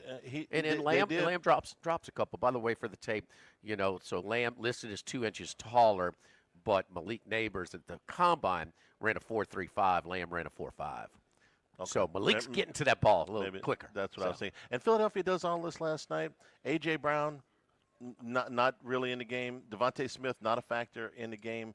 The passing game really wasn't there. No, they did this. A lot of stuff underneath. I mean, Barkley caught a handful of balls, and Goddard caught a bunch of balls short. But no, the big explosive guys on the outside didn't really do anything for Philly last night. That's how they were playing with that umbrella coverage, and so it forces Hurts to be patient. He was patient last night. I thought he played a good game. Yep. Philly wins it 24-20 to open the NFL season. We're in Brazil tonight for Chargers and Chiefs. Chargers and Chiefs. All right, we're at Ruffino's again. The appetizer features Charlie went through into crab rangoons. That's right, Mr. Curtis. Curtis, the big rangoon. Crab and cream cheese filling. Man, how'd you get around that tamarind honey mustard? Oh, you skipped it. Crab ravioli. Oh, yes, indeed. So the crab roll for an entree. Lump crab meat, citrus and tarragon aioli, toasted brioche roll with the Parmesan truffle fries. Suggested wine pairing is a Chateau Ste. Michelle Riesling. I skipped over that, too. Yes, Iroca Riesling. Whole stuffed flounder with lump crab meat stuffing, Dijon Italian salsa verde with the millionaire potato. Suggested wine pairing. Buddy Brian, his favorite Sonoma Cutrer Chardonnay Oreo tiramisu. that will go very nicely to cap off the night tonight. So. Live at Ruffino's. Log of the Week Friday, presented by Tex Morris at Edward Jones Investments on 104.5 ESPN Baton Rouge. Live at lunch.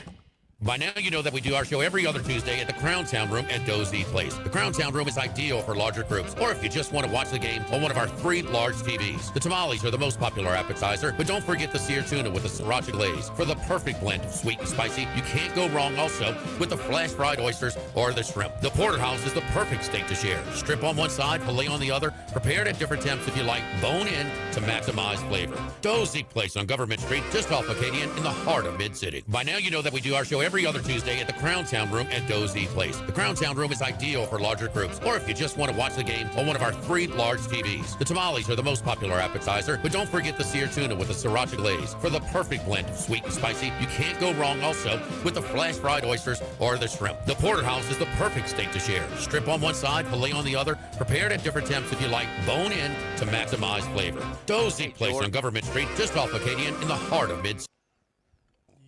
Hey, buddy, how you doing? You got Chris on yet? Wait, no, I'm calling him, but no, I didn't get him on yet. Okay. Hey, I forgot to tell you about why it's on my mind for future reference on Fridays. Yeah. The 10 a.m. hour is mostly bonus spots because the extra hour. So anything you need to, any little mistake we made over the week, or if you got to, kind of get, extra Las Palmas in or stuff like that, the 10 a.m. hour is really, it's. Yeah, because I noticed there's none of y'all commercials for. Oh, really? Okay. Yeah, Yeah. Well, there you go. We'll slip some in. Yeah. Okay, I got you. Okay. Thank you. No problem. And OCBrown.com. Roto-Rooter for all your plumbing needs. 925-8710. Supreme Rice. Grown, milled, processed in Louisiana since 1936. United Community Bank. The local way to bank big. Tex Morris at Edward Jones Investments on Jefferson Highway. 928-8659. Total Maintenance. Your one-stop shop for AC, electrical, generators, and plumbing. Service today, every day for Total Maintenance. And Coastal Capital Advisors. Markets evolve. We adapt. The Live at Lunch with Ott and Hanny Restaurant Club. Sammy's Grill on Highland Road. A hometown favorite for tailgating and watching LSU games since 1988. Snow Seafood and Steak for over 50 years on Airline, Highway, and Highway 74 in Gonzales. Doe's Eat Place for hand-cut steaks on Government Street and Mid-City. Louis Cafe, a Baton Rouge landmark since 1941. Just outside the north gates of LSU. Fin Bomb, sushi, burrito, poke, ramen at Burbank and Lee. Since the 1930s, Supreme Rice has delighted their customers for all of your favorite South Louisiana dishes. Whether you like the brown, long grain, medium grain, jasmine, or the new parboiled rice, Supreme Rice makes your favorite dishes even better.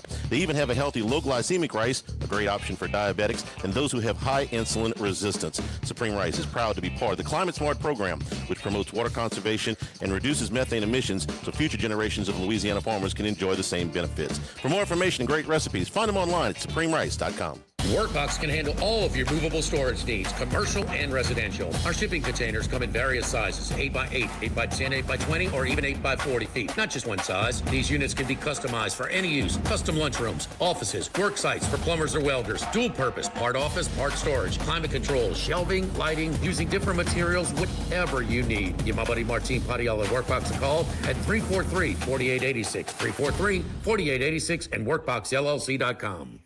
Attention vehicle owners, before you trade your transportation, let K&M Automotive give your vehicle a new lease on life with a remanufactured product from Jasper Engines and Transmissions. A Jasper remanufactured engine, transmission, or differential will extend your vehicle's life, giving you the extra cash to do the things you really enjoy. And Jasper offers a 3-year, 100,000-mile nationwide parts and labor warranty. K&M Automotive, 636-2875. That's K&M Automotive, Segan near Perkins.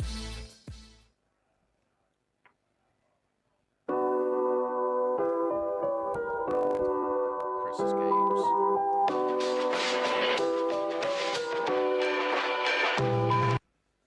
It's Lock of the Week Friday, presented by Tex Morris of Edward Jones Investments. Now, back to Live at Lunch from Ruffino's on Highland Road on 104.5 ESPN, Baton Rouge. All right, Lock of the Week, Friday, presented by Tex Morris and Edward Jones Investments. We're live here at Ruffino's, the newly remodeled bar. Let's go out to San Diego. He's a Bostonian, hangs out in Vegas a lot, and chills in PB. Life is good at the Macero house. What's up, Chris? Yeah, we actually had some guys over for the kickoff last night, so it was nice to get the football season off to a good start. I had over Dallas team total, which looked like it was going to be sailing over, but luckily we got it in the first half. Didn't have to worry about the second half shenanigans. And I had a little Dallas +9, so off to a good NFL season. It was a Monday night game in the early 90s that featured Buffalo and the Houston Oilers at the time.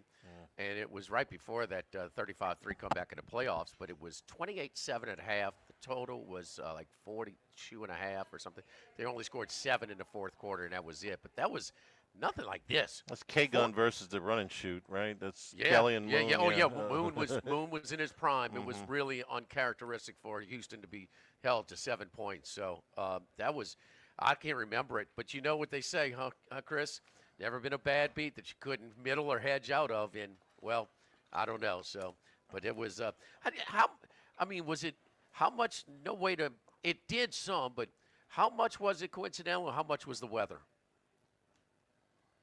Well, I just think when you shut down professional athletes who are going full speed, jacked and pumped the first half and the game was wide open, I mean, when you shut everyone down in the middle of the game, I don't think it had much to do with the weather. Maybe the field conditions were a little off, but I think it just came down to, hey, Miles Sanders fumbles inside the 10-yard line.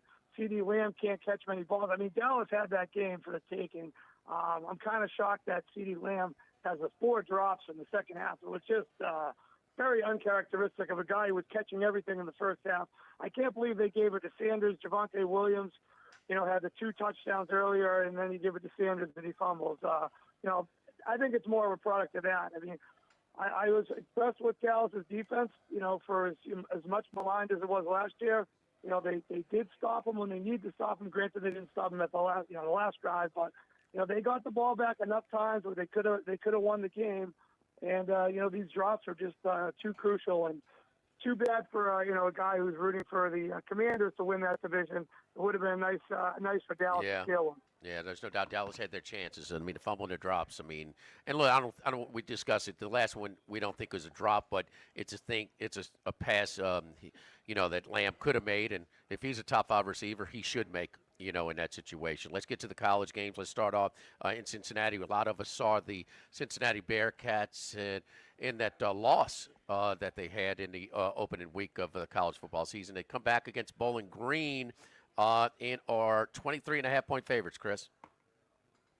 Yeah, if you remember on the show last week, I mentioned the Cincinnati team as one to look to bet on the following week. And as soon as this line came out, I mean, I don't want to recommend it as strongly at 23.5. I have it at -18. I played it last Sunday afternoon.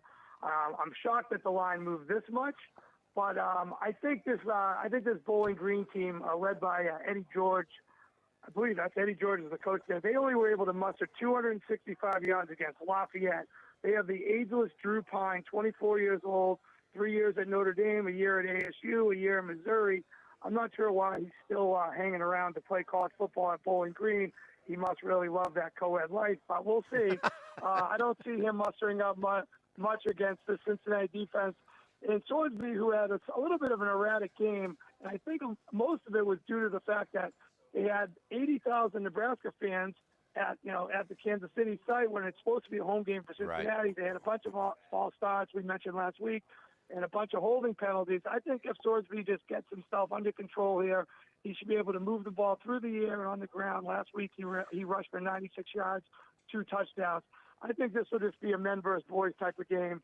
I don't want to recommend it extremely high at 23.5 when I have 18. I got you. I still like Cincinnati to cover. All right, let's move on. Maybe some more that you have a little bit more confidence in. Let's go to Duke in Illinois. This is an intriguing matchup to start off. Illinois with everybody back, the whole staff, the quarterback. They won a lot of close games against a weak schedule last year, so maybe they're placed. The thing that intrigues me the most is they're 11th team in the rankings right now. Okay, I think they might finish in the top 15 or top 20.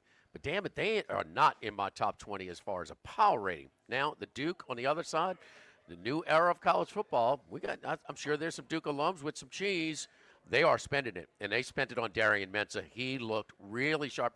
After a little shaky first quarter. Other thing is Elon did outrush the Blue Devils in that first game. So Duke's rush defense in this matchup against Illinois and Brett Bielema, who likes to lean on you.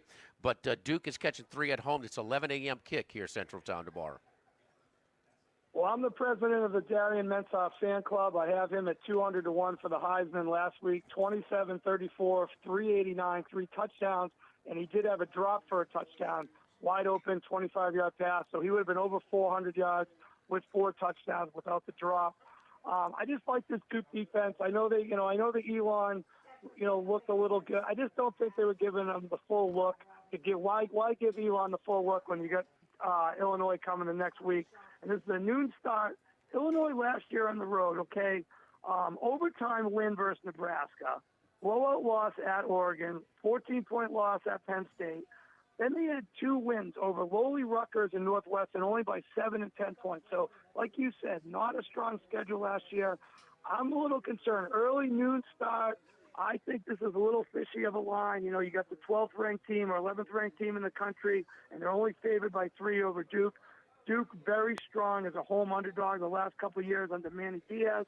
I look for Duke to get the outright win, and you can get +3 right now. I'm all over Duke. I'm on Duke as well. Put him out on the podcast with myself and Paul Stone earlier. Let's go back to the Big Ten versus ACC here, and Michigan State at home.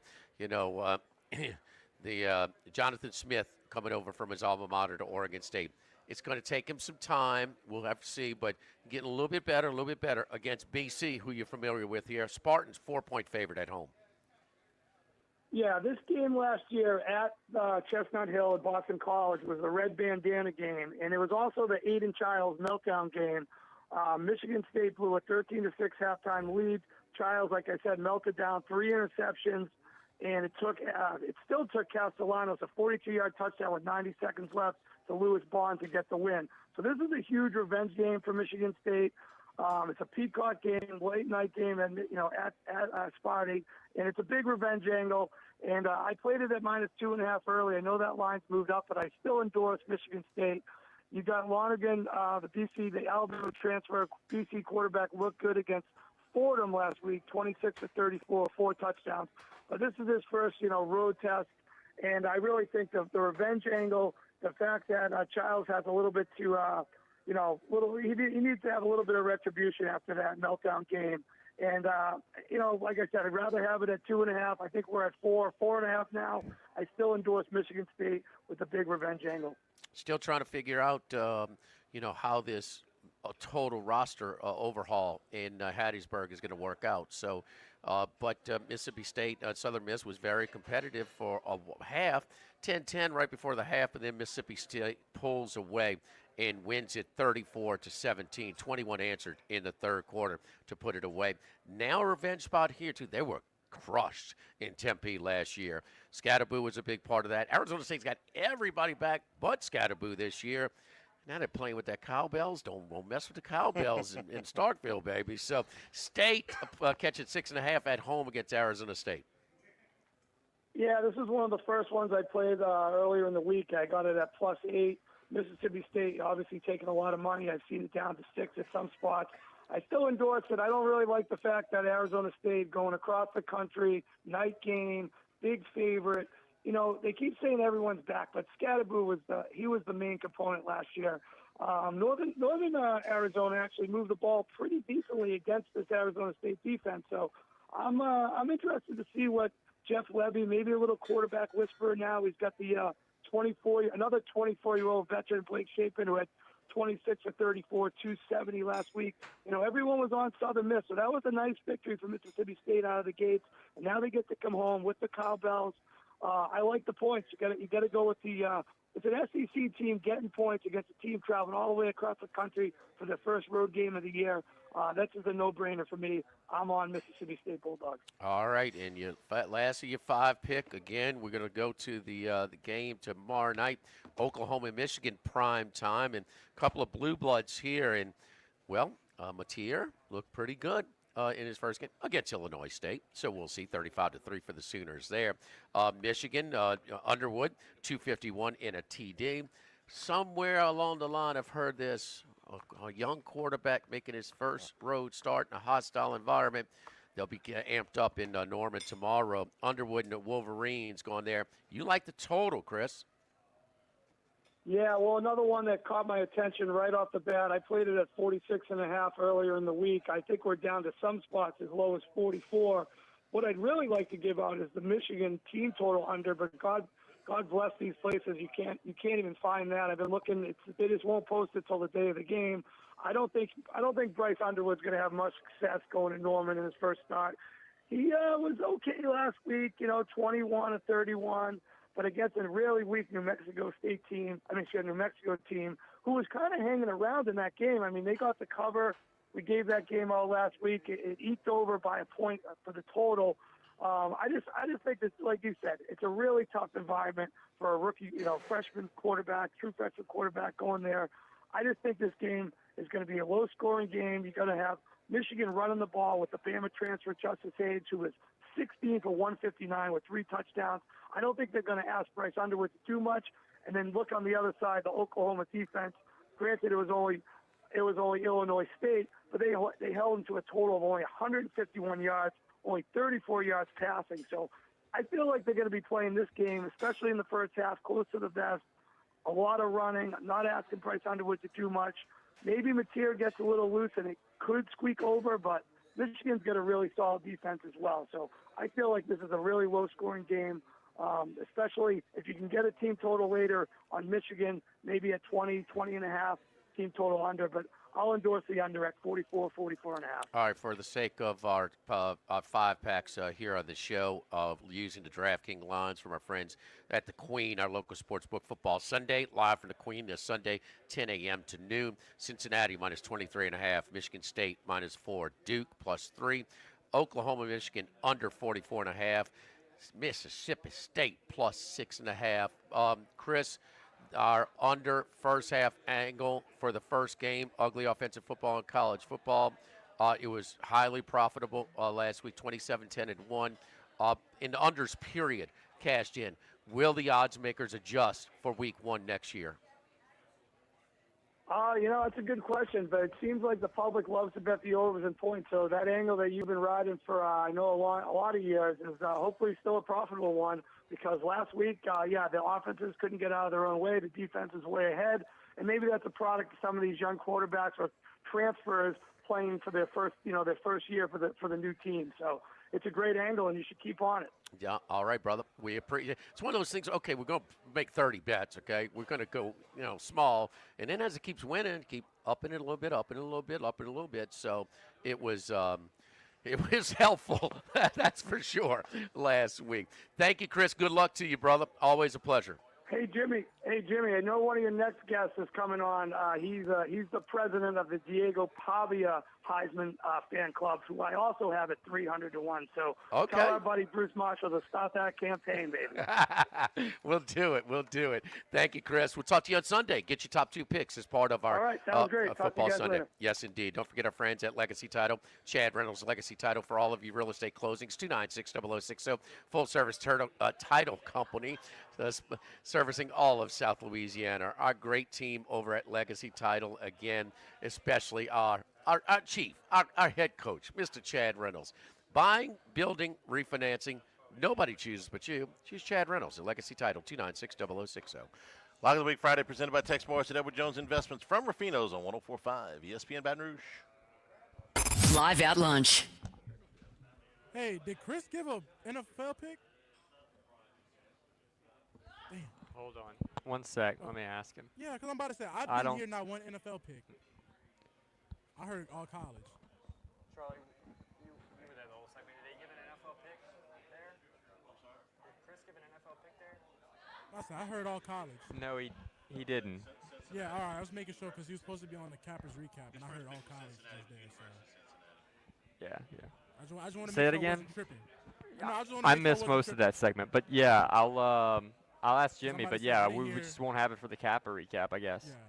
All right, I got you. I was just making sure I wasn't Yeah, I missed it, but I'll check with him, but I didn't catch one either. Yeah, I might have said I didn't hear one either. I just heard all college. Okay. businesses, industries of any size, Workbox LLC is your trusted partner for flexible, safe stores. Workbox 343-4886 and workboxllc.com. 1950, Phil's Oyster Bar started on Government Street. Then Gus Piazza took over in the 70s, and now his son Anthony is taking it to another level at the current location in South Dallas. It's always been a Baton Rouge landmark. Seafood, oysters, po' boys, burgers, and more, all served up in an atmosphere full of sports nostalgia and tons of TVs to catch all the games. Seafood gumbo, crawfish cheesecake, or my favorite, the meatball quesadilla to start. Check out dinner and bar specials at philsoysterbar.com. You know we bleed purple and gold at Phil's Oyster Bar in the South Down Shopping Center. Louisiana, you've got a new home for coverage of LSU, the New Orleans Saints, and the Southeastern Conference. LouisianaSports.net. LouisianaSports.net. Feature stories, opinion columns, recruiting updates, in-game reports. And it's all free. No paywalls, no annoying pop-up ads, no recurring subscriptions. Just the content you crave. From the folks that bring you 104.5 ESPN Baton Rouge, it's LouisianaSports.net. This is Charles Hanniger for Coastal Capital Advisors, your full-service financial planners. When it comes to retirement, there are no two situations alike. So Coastal Capital Advisors will work with you, your business partners, your legal team, and tax professionals to make sure those goals are achieved. Coastal Capital Advisors will work for you. I know, because they work for me. For more information, contact Philip Fontenot and his great staff at 337-981-1376 or online at coastalcapitaladv.com. Advisory services provided by New Age Advisors, LLC, doing business as Coastal Capital Advisors as a registered investment advisor. Securities offered through New Edge Securities, Inc., member FINRA, SIPC. This is Charles Hanniger for Home Bank. If you're tired of the impersonal, one-size-fits-all style of banking, you deserve a bank that delivers exceptional service and personalized attention to your needs. Jordan? That's the Home Bank standard. Since 19... This week, Chris is going to be live with us. So we have a live. He's going to kind of rotate between doing a live and recorded. Yeah, I'm sorry. I should have let you know. No, it's good because I was just making sure I didn't hear. No. Good. No. So on the weeks where he can't make it, and I should have let you know. Yeah. Anyway, are you producing Sunday? No, it's Musso's doing it. But Musso is? Okay. Yeah, Musso's doing it. But I make the capital recap, so I was making sure. I got a rookie Sunday, huh? So. hey, he taught me everything I know. So I know he's our longest tenured board op, huh? Gotta be, because Musso. Huh, Charlie? Musso? Yeah. Musso has to be. He's been doing 10 years or so? At least 10 years, at least. Yeah. Because Musso got stuff on here from 2021, so. Okay. So Musso definitely. Okay. Company, they're North America's largest full-service plumber and drain cleaner. And when you need Roto-Rooter, remembering this jingle can be priceless. Roto-Rooter. For all of your plumbing and drainage solutions, call Roto-Rooter in Baton Rouge at 925-8710. That's 925-8710.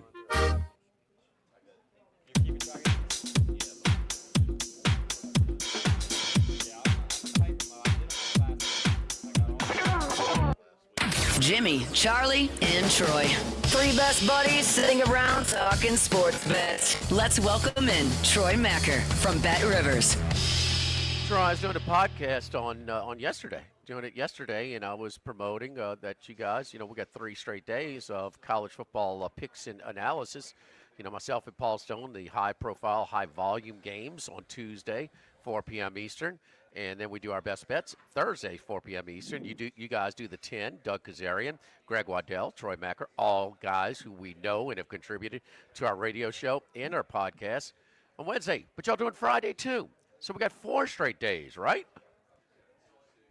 Yeah, and I'm loving it so far.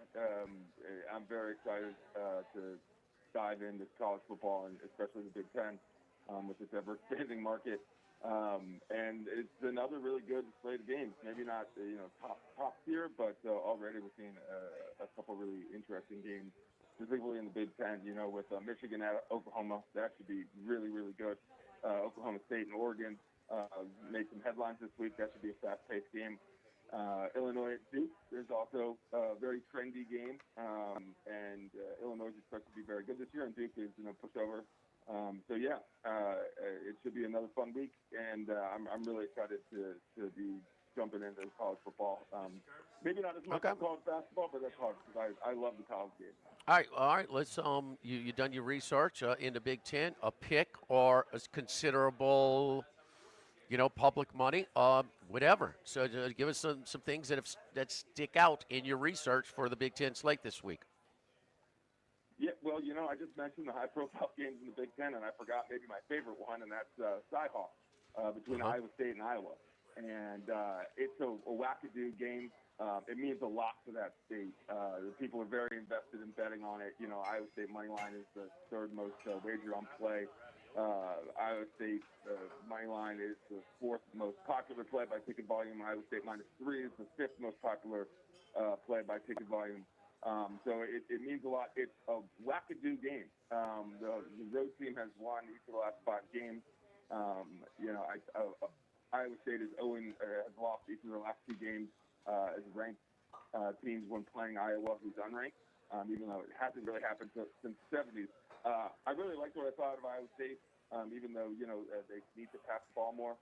They played 2 games, so they've got a little bit more seasoning. Iowa did not look good. They looked very Iowa, but even more below average than normal. The play I'm definitely on is the under. This game, it moved up to 42, I believe, but Iowa doesn't score. We all know that. And I want to be on Iowa State -3, but because the game in this series is kind of wacky, it can be a weird, ugly game. I don't know if I'd go that, but I'm definitely on the under in this game. Iowa, Charlie.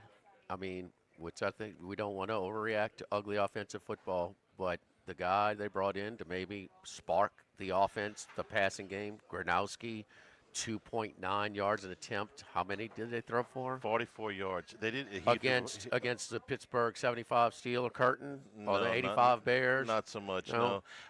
They didn't even try. That was the thing. It's this is one of the big things you've been on the rental wins. Okay, if you got an opportunity there, work on your weaknesses. They didn't. Yes. 44 yards. I mean, my goodness. This used to be an autoplay, Troy, on the under. I mean, and it flight. We looked it up yesterday. The interesting thing about this one is Iowa State's won a little bit, won like 2 of the last 3 or something. 2 of the last 3. But has not won at home at Ames in over 10 years. 2011. Yeah. And some of those games have been very strange, low-scoring games or a random explosive outburst from Iowa. So I love that there's a rivalry game in week 2 that is, a really big one in a state that doesn't have pro sports. So it's the real deal. And the game is it's not effectively amazing games. Usually they're competitive, and in the last 5 years with Iowa State being good, the teams meant a little bit more because we're getting more consistent matchups where 1 or 2 of the teams are ranked. But it's just the weird stuff happens here. But I just always lean to the under in Iowa games, and especially in this where I'm not super blown away by either team's offense, especially not Iowa. All right, a couple of Big Ten teams going on the road here in tricky spots. Now we like to fade a young quarterback making his first road start in a hostile environment. Mr. Underwood from Michigan is certainly going to have that. Then also Illinois, where preseason number 12. I don't know many handicappers who have them power rated in their top 20. I like them. I bet both of these teams over. But John, Troy, and Charlie, I don't know if I can name 5 quarterbacks in the entire country I'd take over Darian Mensah from Tulane, who's now at Duke. They played a pretty penny for him. But that's an interesting game with a noon Eastern kickoff as well. Illinois, Michigan on these tricky road spots here, Troy. Yeah, Illinois money line is the second most popular play by Saturday ticket volume, and Illinois -3 is the 4th most wagered on play on Saturday. But I agree with you that Mensah is sensational. I don't know if I can take a flyer on him on Heisman just yet, just because of the quality of competition that Duke will play and how good they have to be to get him in there. But he is amazing. And Illinois, this is a lot of expectations now. They're drastically improved where they were even last year. But this is a tricky spot. This is not the Duke team you think was terrible for most of your life. They've been good even with some coach turnover. Right now, 54% of the money and 87% of the tickets on Illinois to win. spread still strong on Illinois, 72% of the money, 79% of the tickets.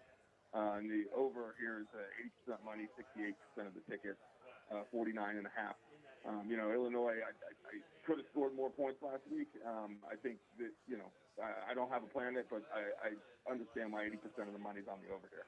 All right. Anything else as far as the public betting that is really stick out? Just some highlights, Troy. Yeah, we'll stay in the Big Ten. Rutgers has been a remarkably strong play. Okay. We've taken more tickets on Rutgers to beat Miami, Ohio than on Iowa State money line or Iowa State -3. They're also, really strong on the spread. And then, seeing Tulane -10 at South Alabama. It's a double-digit road favorite. 96% of the spread money and 87% of the spread tickets. So they're in that, above 80 in both tickets on money on the spread. So those are usually teams I'm highlighting, even if I don't know a lot. And Memphis -13 at Georgia State, another double-digit road favorite, 95% of the money and 85% of the tickets. So that's another one, and really interested to peek into those and see how they're doing, so I can get a better sense of the Conference USA AAC team. But the public seems to like them both. Troy, your top 2 or 3 picks in college football. Doesn't have to be all the Big Ten, but if it is, fine. Just your top 2 or 3 that you like this weekend. Oh, gosh. That's a really good one. If we're just going, outright, I like Iowa State to win, but I like the under there. I like Oregon to cover against Oklahoma State. Okay. That would be fun as well. And then Ole Miss to win at Kentucky and potentially cover. Ole Miss. Ole Miss. Ole Miss. Damn left. Damn right. Hotty toddy, gosh almighty, wins. Ole Miss going to beat that guy, the coach with the big fat body. Tomorrow at about 11 o'clock. Yes. Revenge. 2:30, I'm sorry, 2:30. The runts in a revenge spot, huh? We'll see. Yeah.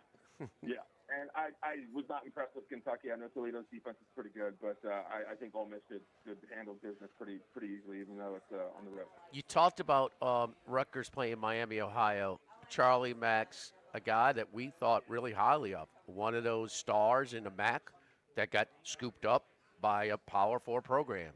DeQuan Finn got beat out by Baylor, back in the MAC. He looked terrible.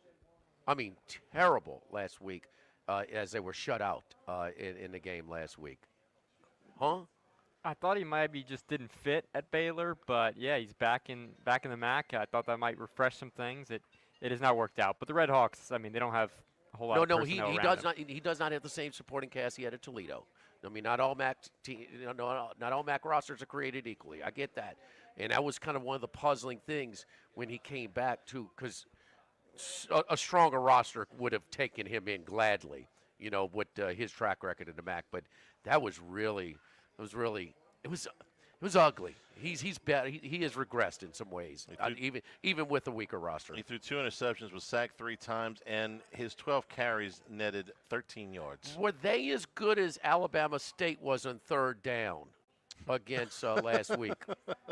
I think they were over on 3rd down last week. The Minnesota Vikings could have played Miami of Ohio and not had a better percentage than Alabama State had last week. All right, Troy, did we miss anything or any NFL highlights before we let you go? No, the only thing I'll say about NFL is that we got a spread play that's backed by at both 80% on the tickets and money, and that's Broncos -8.5. High expectations for the Broncos this year, and obviously going up against a rookie quarterback. If it were a 7.5, I'd be there too, but 8.5, I don't know, it's too much for me. But again, the only spread play in the NFL thus far backed by at least 80% of both the money and the ticket. Follow Troy on Twitter at Troy Macker, and don't forget every Wednesday and Friday at the College Sports Rush YouTube channel, it's the 10. They do it, the Big 10. Doug Kazarian and Greg Waddell, our friends on the show as well. Troy, good luck. Tell the boys we said hey. We'll see you on Monday. Sounds good. Thanks, guys. All right, don't forget our friends over at Total Maintenance. Total Maintenance, it's hot. Your unit breaks down. Call 480-1000, 480-1000. My buddy Lucas Ragusa has been doing it in the AC and heating industry every step of the way. That's why he truly understands what it takes to put together a good team, what it takes to provide good service, and just respect for his staff and for everything, and just knowledge of the whole industry as well. Same day service. Service today, every day, means you will never sleep hot if you call 480-1000. Again, we're one of South Louisiana's oldest and largest AC and heating companies, founded in 1980. We still have some of the over 30 workers, 30 employees that have been working over a decade or more over at Total Maintenance. They got offices and staffs in both Baton Rouge and New Orleans, but not overlapping in any area to compromise each of the market. Total Maintenance, 480-1000. Live at Ruffino's Log of the Week Friday, presented by Tex Morris and Edward Jones Investments on 104.5 ESPN Baton Rouge. Live at lunch. When it comes to celebrating life, there's no better place than Ruffino's. With locations in Baton Rouge and Lafayette, Ruffino's is a steak, seafood, and Italian-inspired restaurant that focuses on the celebration of life, regardless of the occasion. Whether it's the food they serve or the service they provide, their goal is to ensure a remarkable experience for their guests that is always remembered. To view our menu, visit ruffinosrestaurant.com. Ruffino's, where Louisiana comes to celebrate life. This is Buzzy Hydell for the Morris Insurance Group. Outdoorsmen in the state might be having a tough time right now finding policies to fit on the properties they love. If you've got a hunting camp, a boat, or an RV that has been difficult to insure, we want you to look again. For owners or renters, the Morris Insurance Group can help you all the way to the duck camp or the fishing boat. We also have policies on coastal properties, including flood insurance to let owners protect themselves in the event of damage. For your camps, boats and trailers, four-wheelers, ATVs, and tractors, get a quote today at morris-ig.com or call 225-201-0007. This is Charles Hanniger for Total Maintenance. For AC and heating, generators, electricity, plumbing, and more, Total Maintenance is your one-stop sales and service shop for all these needs. One of South Louisiana's oldest and largest AC and heating companies. Since 1980, their slogan has been service today, every day, so no one ever has to go to sleep hot. An authorized dealer for Carrier, American Standard, Daikin, and Rheem AC units, for Generac and Cummings generators as well. And now, for all of your electrical and plumbing needs, in Baton Rouge, call 480-1000. In New Orleans, 841-3300. Service today, every day. Total Maintenance. Get the 104.5 ESPN Baton Rouge mobile app powered by Bayou Ford and tap the microphone icon to send us your thoughts in an audio message. Your message could be played on air. Find our app in the Apple or Google Play Store. For direct links, visit 1045ESPN.com.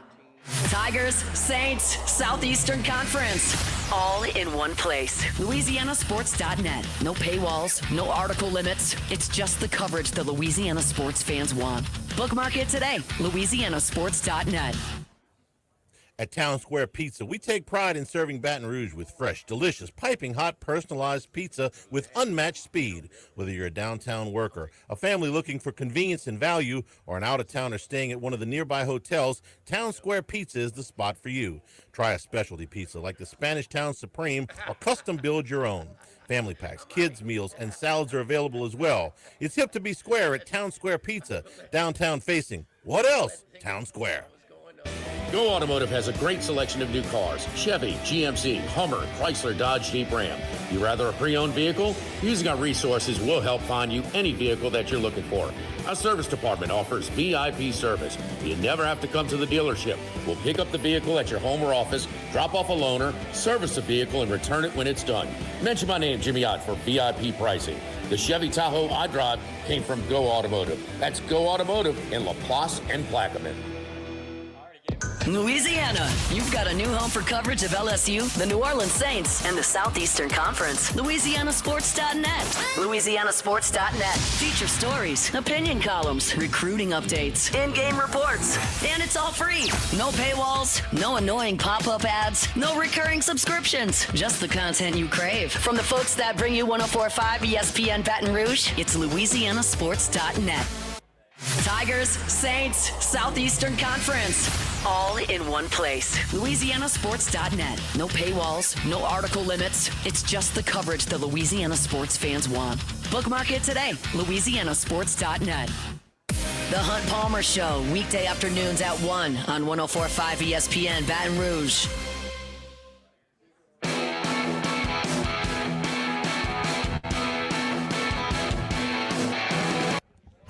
It's Lock of the Week Friday, presented by Tex Morris of Edward Jones Investments. Now, back to Live at Lunch from Ruffino's on Highland Road on 104.5 ESPN Baton Rouge. Remember, you can always get the show on demand, 1045ESPN.com and LouisianaSports.net. That is presented by Supreme Rice since the 1930s. Get your Supreme Rice. For more information, go to SupremeRice.com. Handicast up, film review from last week is still up on YouTube right now. There's always a little interest in Hawaii's game every week when they play on the island. If you know, you know. This little piece of information, Micah Alejado, I think I'm saying that right, quarterback for Hawaii, been in a walking boot all week. Timmy Chang says he is a game-time decision for the Bows. They are a 6.5-point favorite against Sam Houston. Just a little information. I'm not giving you a pick on the game. Just, but like I said, if you know, you know. There's always a little interest in that game when it starts at 11 o'clock local time. Jimmy, we watched that Week 0 game against Stanford. There was no business that Alejado should have played last week against Arizona. He was not ready to go, and it made it worse. And he's limited with his size and arm strength and things like that. He relies so much on his mobility that it's a little bit more physically taxing on him. They need a healthy Alejado, and they just made it worse. Yeah, no. Hour number 3, straight ahead. Bruce Marshall will be with us, plus all of our picks coming up in hour number 3 at the newly remodeled bar here at Ruffino's, live at lunch, 104.5 ESPN Baton Rouge. Live at lunch. Caesars Sportsbook is the only sportsbook app with Caesars Rewards. Bet on gridiron action and earn perks on every game like hotel stays, bonus bets, game tickets, and more. Download the app using promo code RADIO20X and place your first bet of $1 or more for a chance to double your winnings on your next 20 bets. Open to new users in Louisiana who are 21 or older. Licensed through Horseshoe Bossier City and Caesars New Orleans. Match bet of $25 for boosted winnings. Max additional winnings, $2,500 per bet. Profit boost tokens expire 14 days after receipt. If you or someone you know has a gambling problem, call 1-800-GAMBLER. If you're near the north side of campus, I need to remind you about a couple of longtime favorites. Highland Coffee is the original specialty coffee shop in Baton Rouge since the 1980s. My personal favorite. Love getting my cappuccino from their friendly, knowledgeable staff. Roasted right in the shop. Louis Cafe for breakfast and lunch 7 days a week. The Mitchell omelet, Cajun hash browns, Big Cheesy Lou, all served up in that famous open kitchen atmosphere. In Tigertown since 1941. A couple of great spots. Highland Coffees and Louis Cafe just outside the north gates of LSU. This is Buzzy Hydell for the Morris Insurance Group. Outdoorsmen in the state might be having a tough time right now finding policies to fit on the properties they love. If you've got a hunting camp, a boat, or an RV that has been difficult to insure, we want you to look again. For owners or renters, the Morris Insurance Group can help you all the way to the duck camp or the fishing boat.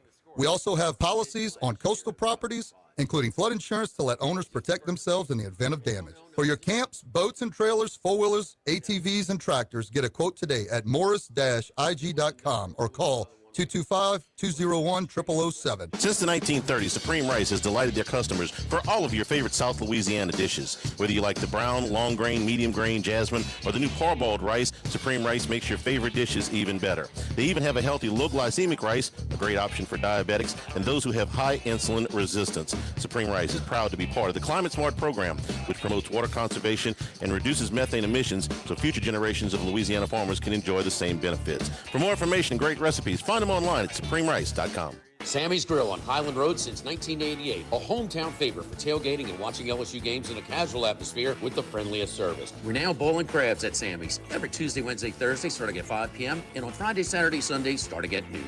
Sammy serves a wide mix of authentic Louisiana food prepared to order with the best ingredients available. Fresh Louisiana seafood, Cajun favorites, burgers, and po' boys, all built from scratch. Our kids' menu and popular appetizers are sure to please the pickiest of eaters. Sammy's Grill on Highland Road near Starring since 1988. By now, you know that we do our show every other Tuesday at the Crown Sound Room at Dozy Place. The Crown Sound Room is ideal for larger groups, or if you just want to watch the game on one of our 3 large TVs. The tamales are the most popular appetizer, but don't forget the seared tuna with the sriracha glaze for the perfect blend of sweet and spicy. You can't go wrong also with the flash fried oysters or the shrimp. The porterhouse is the perfect steak to share. Strip on one side, filet on the other, prepared at different temps if you like, bone in to maximize flavor. Dozy Place on Government Street, just off Acadian in the heart of Mid-City. This is Charles Hanniger for Coastal Capital Advisors. When it comes to retirement, no two situations are alike, so Coastal Capital Advisors will tailor a plan for your family's needs no matter your age or your financial situation. The bottom line is Coastal Capital Advisors will work with you and build a lifetime relationship. I know, because they work for me. For more information, contact Philip Fontenot and his staff at 337-981-1376 or online at coastalcapitaladv.com. Advisory services provided by New Age Advisors, LLC, doing business as Coastal Capital Advisors as a registered investment advisor. Securities offered through New Age Securities, Inc., member FINRA, SIPC. Louisiana's big weather can mean big damage to your roof. Our team offers free inspections and guarantees your satisfaction. Call 756-8603 or visit riceandroofing.com. Just to be on the safe side. Why do billion-dollar insurance companies regularly delay and deny valid claims? Because that's how they got to be billion-dollar insurance companies. If you've been injured, I'd like to help. Spencer Callahan is the one to see. Call 387-2323. LA filing number 16-7969. WNXX Jackson, KNXX Donaldsonville, and WDGL HD2 Baton Rouge. This hour brought to you by Spencer Callahan Injury Lawyers. LA 21 12681. Offices in Baton Rouge.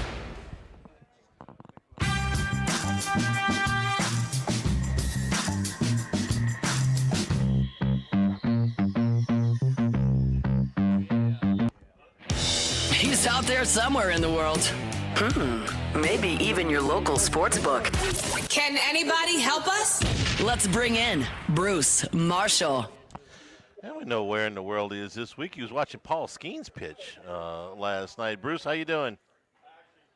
Hey, pretty good. I'm on the Ohio Turnpike now on my way to Detroit from Pittsburgh.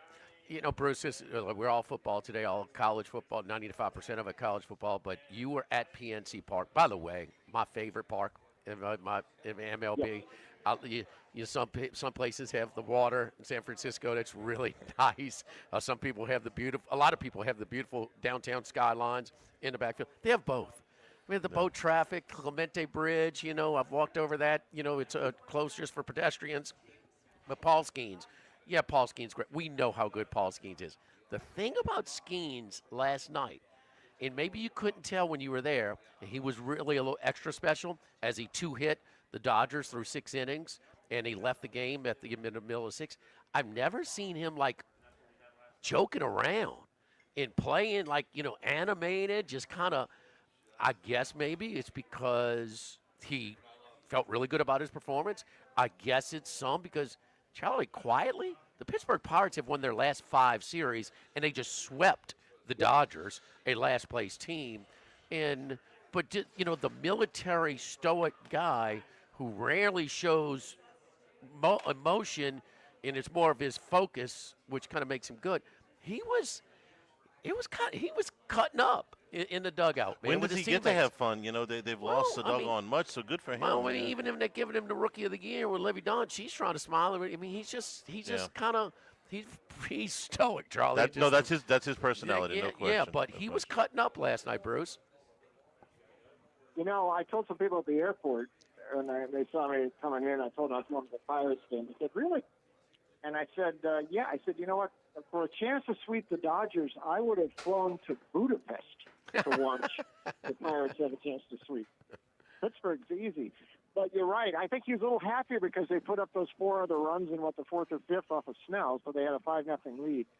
Watching him, what came back to me, guys, and he is the most, his motion and his delivery, there's a lot of Don Drysdale in him. And I said, my God, I mean, I really noticed that. I mean, he's big like Drysdale was.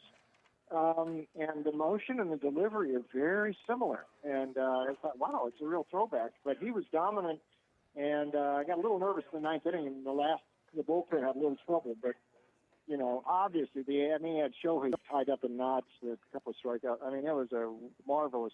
He is marvelous, and it's really nice to see the Pirates. You're right, 5 straight series, sweep the Dodgers. They won 11-14. I mean, they are really playing good. Drysdale, huh? A little bit before my time, but sort of it's so many right-handers can have a sort of a herky-jerky, more of a violent delivery in their mechanics, which tends to, lead to more arm fatigue and maybe injuries. And for a big guy, a power pitcher, to be really fluid. So Drysdale was like that. It just doesn't seem like it's. Well, okay, go ahead, that's Bruce. that sort of three-quarters delivery, and the way he sort of whips the ball around. It's very similar. Now, it's interesting you mentioned about injuries because Drysdale had a rotator cuff, and that was what sort of ended his career when he was only like 32. So I'm hoping that doesn't happen to Skeens. But the look and the size. I mean, Skeens is big. Oh, he's a big dude. And so was Drysdale. So it's really, he's coming in there, and you could tell the Dodgers they weren't just missing on some of their swings. They were missing by a lot. So he really had just masterful. They're doing everything. They're doing everything they can to try and keep the Padres in this thing, and the Padres just won't.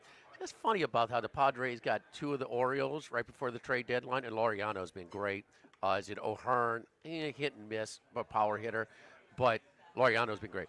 Baltimore came in there with a little pride, like, and they swept them, and they weren't really that close. Those games at Petco. We're trying to get that division bet. If they end in a tie, it goes to the Dodgers for head-to-head as well. So it's just, we're trying to get the Padres in there, but it's not. But I just wanted to touch on Skeens a little bit. Brucey, let's 5 or more. Let's get to it. But we're grading all of us this year as far as our 5. Very nice start for you last week, but I'll let you. I'll follow your lead on your favorite 5 this week. All right, let's start with this one. I'm going to give Utah State another whirl. Now, they played about 2.5 good quarters last week against UTEP, and they got very sloppy at the end of the game, and Bronco Mendenhall was not too happy about that. But you could see that something's happening better with this team last week, and Barnes, the quarterback, has got some moxie about him. The running back transfer, the musically named Miles Davis from BYU, long touchdown run, so they can move the ball pretty well. This number is going north against A&M this week.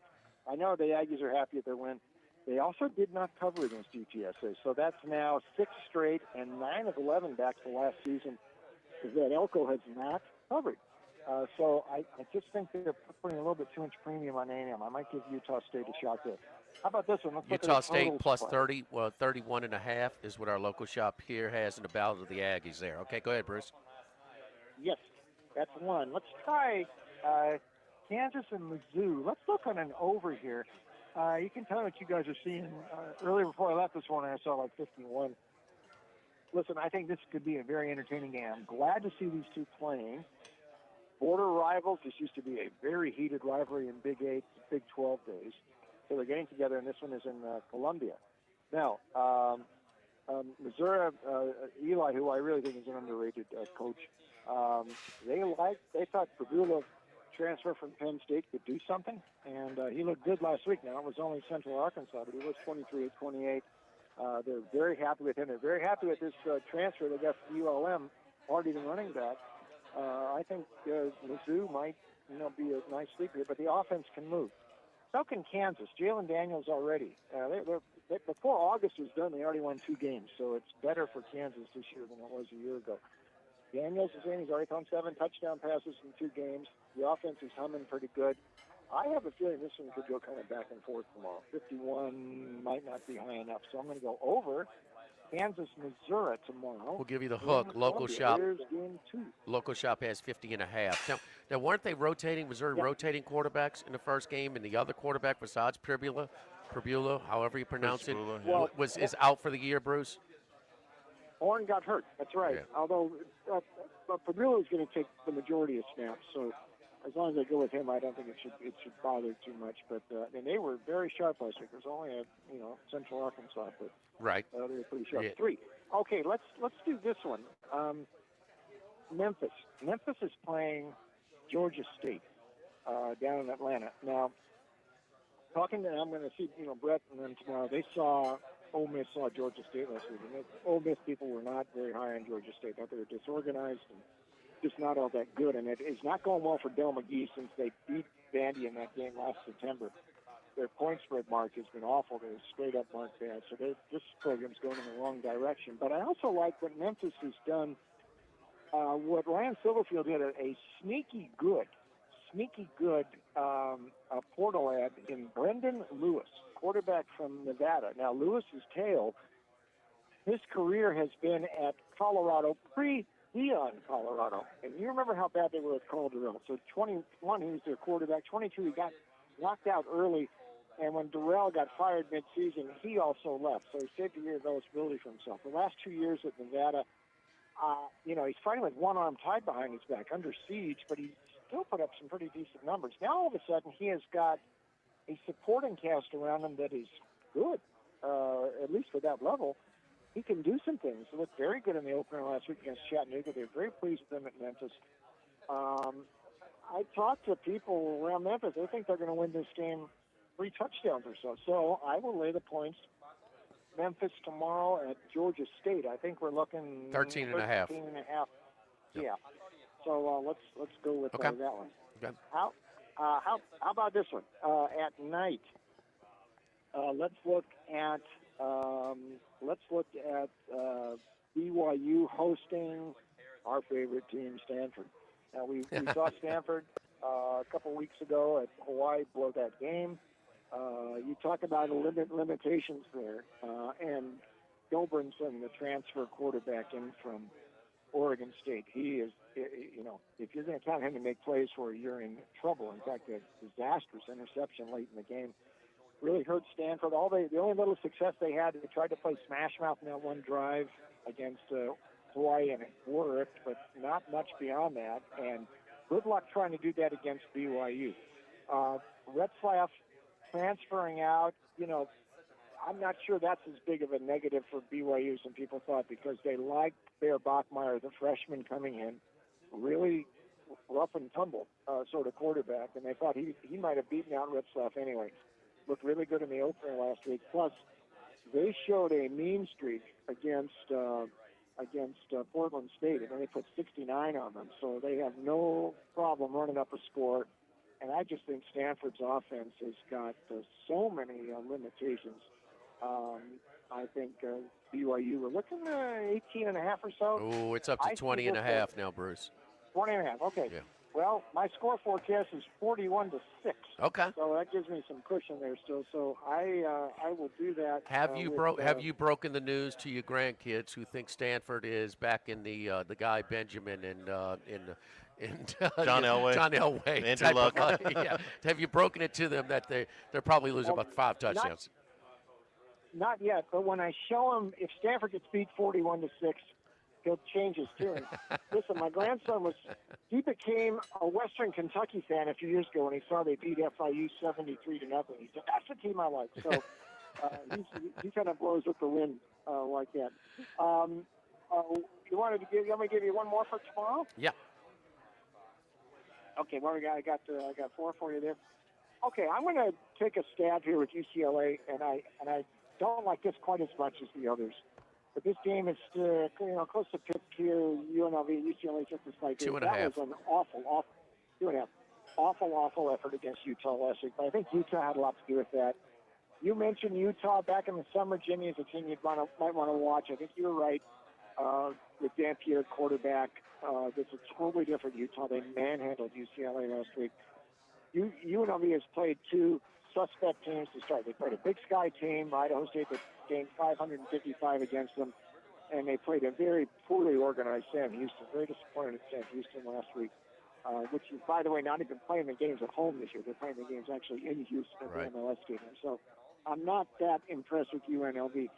Nico showed a little bit last week, but I think Utah just controlled up front so much. That's not going to be the case against UNLV, and I gotta think UCLA's got something in reserve here. If they don't, this is about the last mulligan I'm going to give to Sean Foster, that game last week. I think they were just outclassed, and they did sort of rally last year when I thought that thing was going bad. So I'm going to give them one more look. this week, and a very short price. It's in Las Vegas. I'm not going to be there, but I will have my wife record the game so I can watch later. I'm actually going to take a deep breath and lay it with UCLA. All right, UCLA -2.5. Going back to our Missouri quarter, Pribula did start, and he started the first two, but they put Sam Horn in the middle of their second drive. He rushed one play. He ran 6 yards and hurt his leg and probably out for the season. So they were going to some sort of rotation or specialty rotation, but Horn didn't even attempt to pass. So one rush for 6 yards. That's the play he was hurt on with 5:44 to go in the first quarter. Off the beaten path, the group of six, off the radar. Give me a one or two that you're looking at from the small school matchups. I'm going to give San Diego State a look here. Now, I've been really down on the Aztecs for a while. And this, by the way, up at Washington State, and this will be, this will be a conference game next year. This will be the new Pac-12 one next year. Not impressed with Washington State last week. They've got a new coach in there. Jimmy Rogers comes over from Montana State. Dickert left. He's down at Wake Forest now. Really struggled with Idaho in the border war last week. San Diego State, the Michigan transfer quarterback, it looks like he's given him something. Now, that was only Stony Brook last week, but last year, San Diego State could not have beaten Stony Brook or anybody 42-0.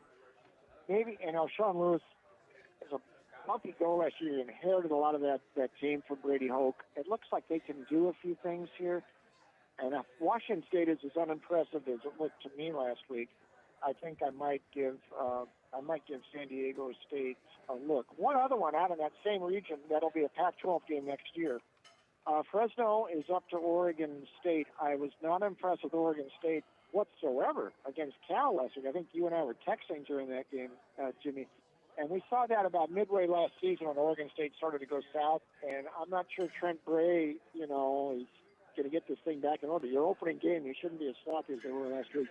Fresno now has 2 games under its belt. They really took charge of that game against Georgia Southern last week, and they got to running the football. They were not able to run against Kansas, but, man, they were up, well over 300 yards rushing last week. Donaldson is a very good back, and E.J. Warner, Kurt's son, started to whip the ball around the yard. So I think Matt Bentz will get this on track there. I think Oregon State's got some problems. So I'm going against the 2 remaining Pac-12 teams this week, against Curtin Mountain West teams. So I'll take Fresno at Oregon State, and I'll take the Aztecs up at. Brucey, we're asking all of our weekly guests this week. We're biased here in the capital city, Baton Rouge. What'd you think of LSU? Loved it. I mean, to win a game like that in the opener in hostile territory coming back, I thought the defense showed extremely well. It was never going to be an easy game. But the fact Brian Kelly finally won an opener, first opener winning since the Joe Burrow title year of 2019, it's all good.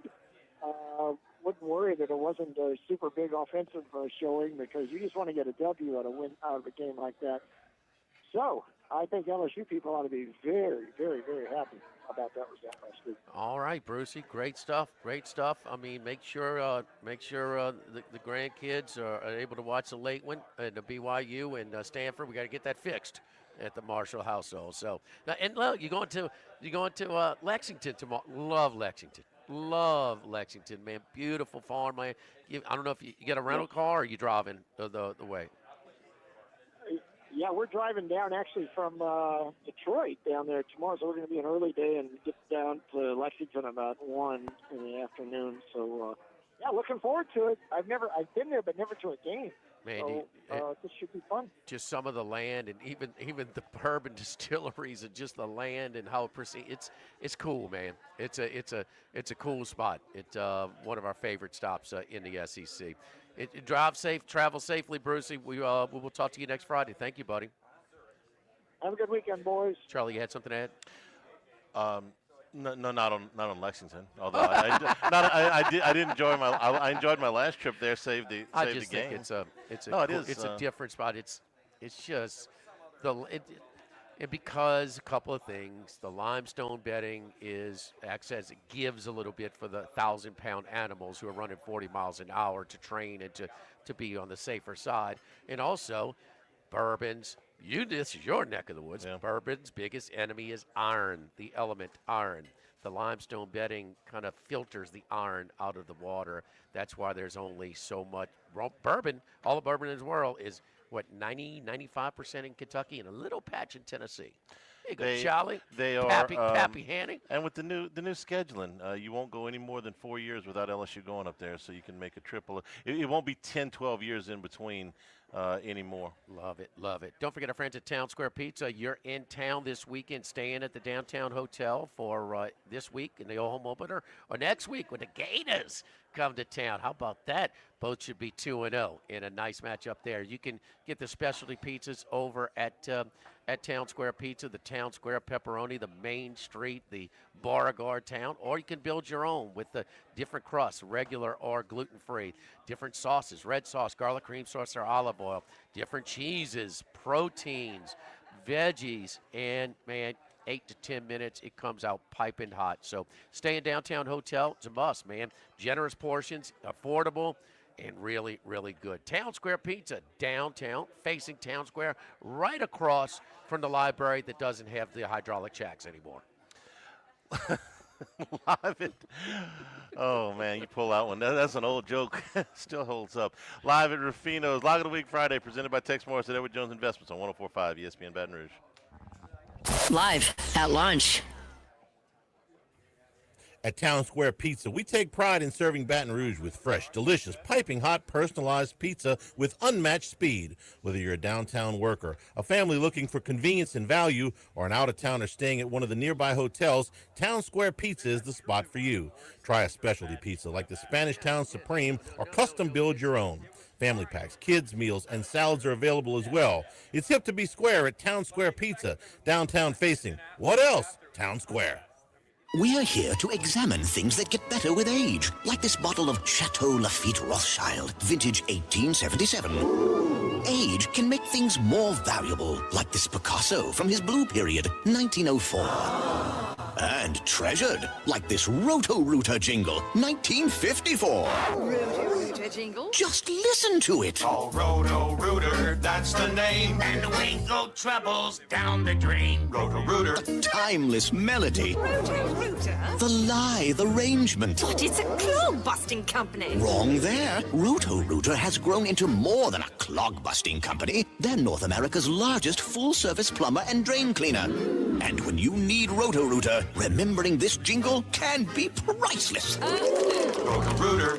For all of your plumbing and drainage solutions, call Roto-Rooter in Baton Rouge at 925-8710. That's 925-8710.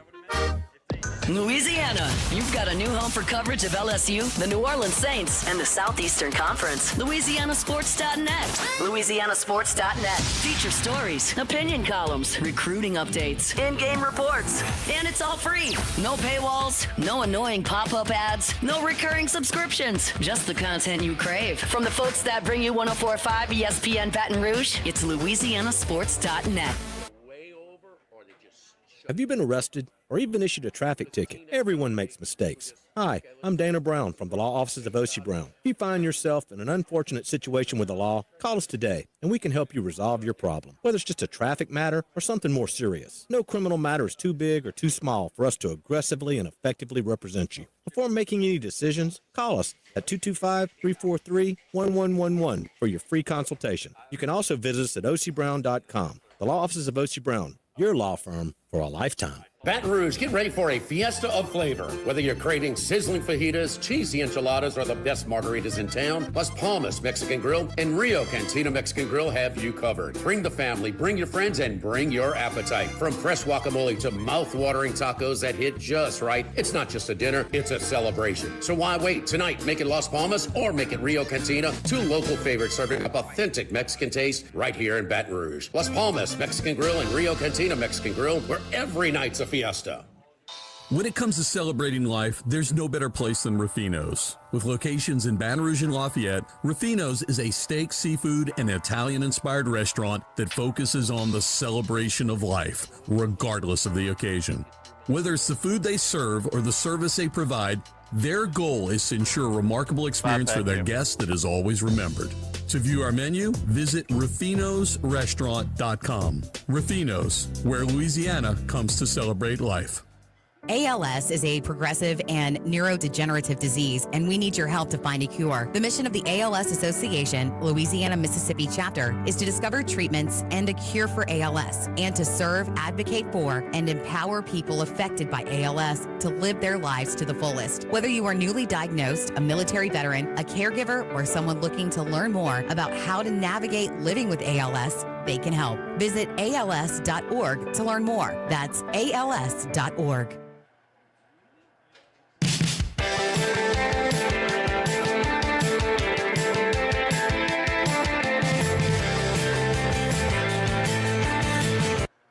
Charles Hannegriff's 5-pack of picks. Brought to you by Supreme Rice. Make sure you use Louisiana rice, grown by Louisiana farmers since 1936. Available at most local grocery stores. Supreme Rice. All right, 2-3 last week to start the season. Nice effort by the Fighting Belichicks on Monday night. I won't make that mistake again. You didn't hedge at 7-0? No, I didn't. So let's get to it.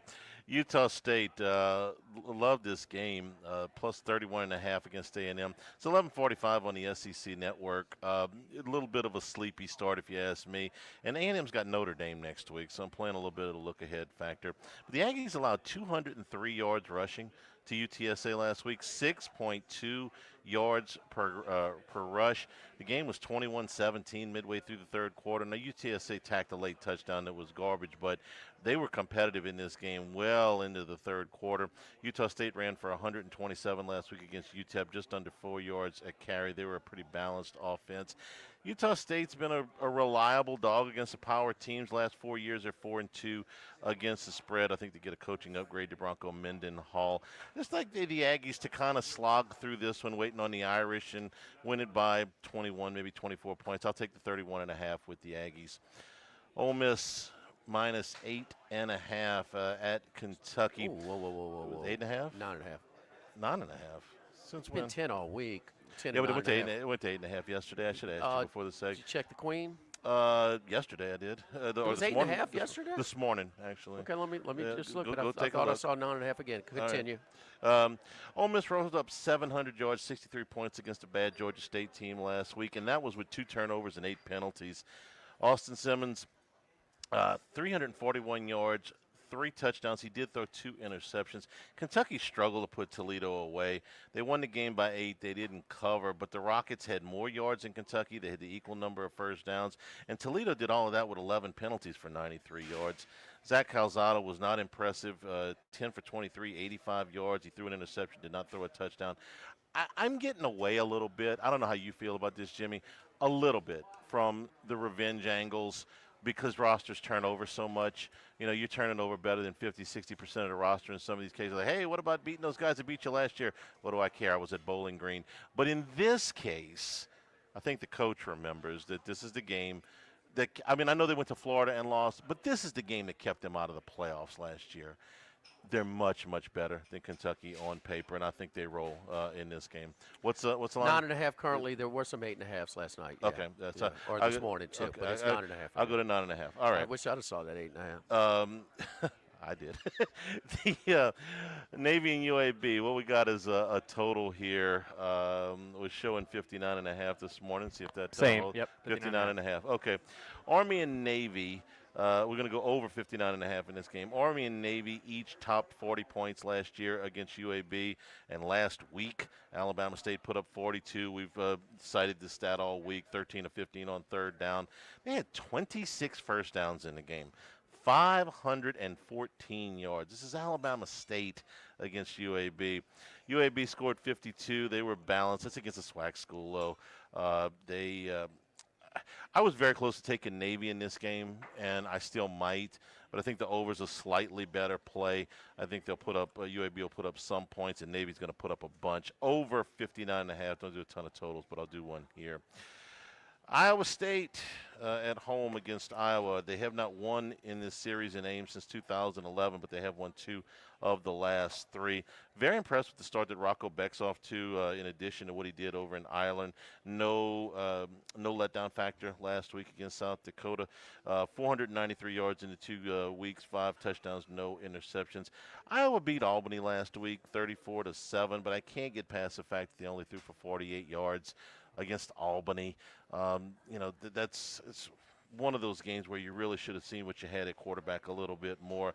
I like Iowa State to break the recent trend of the home team losing in this series. I'm going to take the Cyclones at minus 3.5. Okay, all right, that line holds up. And I'm going to take Baylor on the road at SMU. I really think Baylor obviously doesn't want to open up 0-2. A very odd game, I thought, for SMU last week. Their game against East Texas A&M, which I didn't even know was a thing.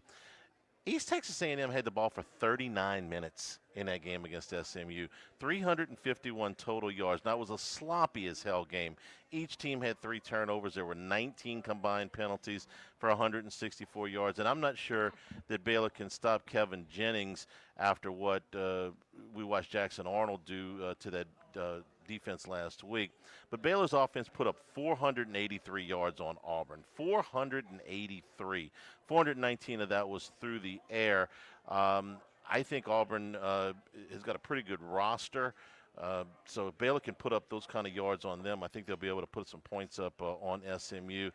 I'm going to trust Dave Aranda one more time here. He said he had a good roster, his best roster, best team before last week. I took him against Auburn, got stung. I'll play the Bears one more time, plus 2.5. Yes, 2.5. Yes, 2.5. Okay, 2.5. Plus 2.5 at SMU. So that's my 5-pack. 3 underdogs, 1 favorite, and 1 over. Aggies versus Aggies. Checking the points, plus 31.5. Utah State at College Station. Ole Miss minus 9.5. Over Navy and UAB. That's right. Alabama State had over 500 yards, over 40 points, and 13 of 15 on third down. Again, show me an SEC school versus win. Yeah. That's 13 of 15 on third down. Taquan Finn in Miami, Ohio, not quite as good last week. 0 for 9. Iowa State minus 3.5. They're hungry to win at home. Had one at home in the Cy-Hawk since in like 14 years. And Baylor, it might be his best overall roster. I think they got some real playmakers on offense. They've got an experienced quarterback. Remember when they won the Big 12 championship in Sugar Bowl, Shapen had like 2 starts under his belt, but they don't defend the run like he did that year. And keep in mind, last year's Baylor defense was horrendous. So, I mean, just got maybe more playmakers on offense, but I got to see, especially when Auburn, it's Matt Malk versus Tennessee in 2001. Here comes a quarterback draw. Stop it if you can. They could not. Over and over. So Baylor I should have took the over in that game too. They, for the first game, they looked pretty good on offense. They didn't capitalize on some early drives. They should have been up 10 or 14 nothing or up 3 nothing, and then when Auburn got going. One thing on that, when you look at the box score of that game, the kickoff return for a touchdown kind of skews the overall numbers because it basically eliminates a possession by Auburn, and it also put a tiring defense for Auburn back on the field against Baylor. So Baylor plus 2.5. All right, Charlie. Don't forget, it's a tradition at the every Monday. I think I'm doing the big giant Navy beans this week. The Trinity, the ham bone, plenty of season, a little bit of garlic, all that good stuff. That cornbread. My dad was buried on a Monday, so for the reception, they were going to do a jambalaya. We're doing red beans and rice and cornbread. Yes, indeed. And I ate on that cornbread for a week. So it's a tradition. And the rice I use is the Supreme Rice parboil rice. It's restaurant quality rice. It's firm. It's big. It's a long grain rice, and it provides all the nutrients of the brown rice. So you're getting the best of both worlds. Really, really good stuff. I've been struggling forever to get my rice just right, like I wanted it. Well, it was probably the rice I was using. The parboiled rice is available at all area grocery stores, including Rouse's, where Charlie and them are tomorrow. and wherever you do your grocery shopping. So if you're going out tailgating, make it Supreme Rice. For more information and great recipes, go to supremerice.com. Jimmy's 5-pack when we return live at Ruffino's. Lock of the Week Fridays presented by Tex Morris at Edward Jones Investments. 104.5 ESPN Baton Rouge. Live at lunch. Now, everybody's been to Louis Cafe by campus. Heck, it's been around since over 80 years now. We're still doing delicious omelets like the Mitchell, cheesy grits, Big Cheesy Lou, and those Louis' original Cajun hash browns. We now offer a pickup window. Just call in your order at 346-8221. Give us 15 or 20 minutes, and we'll have it ready for you. Our hours are now 6:30 a.m. to 2:30 p.m., 7 days a week. So next time you visit campus, make it a point to stop by and visit an old friend. Louis Cafe, just outside the north gates of LSU. This is Charles Hanniger for Coastal Capital Advisors, your full-service financial planners. When it comes to retirement, there are no two situations alike. So Coastal Capital Advisors will work with you, your business partners, your legal team, and tax professionals to make sure those goals are achieved. Coastal Capital Advisors will work for you. I know, because they work for me. For more information, contact Philip Fontenot and his great staff at 337-981-1376 or online at coastalcapitaladv.com. Advisory services provided by New Age Advisors, LLC, doing business as Coastal Capital Advisors as a registered investment advisor. Securities offered through New Edge Securities, Inc., member FINRA, SIPC. Running a business can be difficult enough without the right relationship with your bank. With United Community Bank's local business bankers, you're not just a number, you're a partner. Contact Heath Meir, Nicole Glover, Hunter Creed, David Campbell, or David Henry to discuss how we can help your business today. United Community Bank, the local way to bank big. Locations from Baton Rouge to Golden Meadow. We've been serving the people of Southern Louisiana for over 60 years. United Community Bank, member FDIC, equal housing lender. Get the 104.5 ESPN Baton Rouge mobile app powered by Bayou Ford and tap the microphone icon to send us your thoughts in an audio message. Your message could be played on air. Find our app in the Apple or Google Play Store. For direct links, visit 1045ESPN.com. Tigers, Saints, Southeastern Conference, all in one place. LouisianaSports.net. No paywalls, no article limits. It's just the coverage the Louisiana sports fans want. Bookmark it today. LouisianaSports.net. Go Automotive has a great selection of new cars. Chevy, GMC, Hummer, Chrysler, Dodge, Jeep, Ram. You rather a pre-owned vehicle? Using our resources will help find you any vehicle that you're looking for. Our service department offers VIP service. You never have to come to the dealership. We'll pick up the vehicle at your home or office, drop off a loaner, service the vehicle, and return it when it's done. Mention my name, Jimmy Ott, for VIP pricing. The Chevy Tahoe I drive came from Go Automotive. That's Go Automotive in LaPlace and Plaquemine. If you're near the north side of campus, I need to remind you about a couple of longtime favorites. Highland Coffee is the original specialty coffee shop in Baton Rouge since the 1980s. My personal favorite. Love getting my cappuccino from their friendly, knowledgeable staff. Roasted right in the shop. Louis Cafe for breakfast and lunch 7 days a week. The Mitchell Omelet, Cajun hash browns, Big Cheesy Lou, all served up in that famous open kitchen atmosphere. In Tigertown since 1941. A couple of great spots. Highland Coffees and Louis Cafe just outside the north gates of LSU. Louisiana, you've got a new home for coverage of LSU, the New Orleans Saints, and the Southeastern Conference. LouisianaSports.net. LouisianaSports.net. Feature stories, opinion columns, recruiting updates, in-game reports. And it's all free. No paywalls, no annoying pop-up ads, no recurring subscriptions. Just the content you crave. From the folks that bring you 104.5 ESPN Baton Rouge, it's LouisianaSports.net. ALS is a progressive and neurodegenerative disease, and we need your help to find a cure. The mission of the ALS Association, Louisiana Mississippi chapter, is to discover treatments and a cure for ALS, and to serve, advocate for, and empower people affected by ALS to live their lives to the fullest. Whether you are newly diagnosed, a military veteran, a caregiver, or someone looking to learn more about how to navigate living with ALS, they can help. Visit als.org to learn more. That's als.org.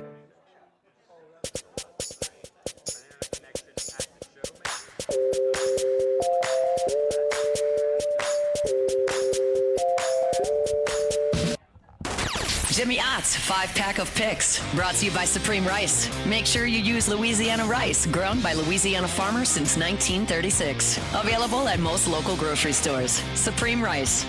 We love our Supreme Rice. All right, before we get to mine, Max, let's get yours in as well. We'll do the Dana Brown cappers recap from all of our college contributors over the weekend. Don't forget this Sunday, live from the Queen here downtown.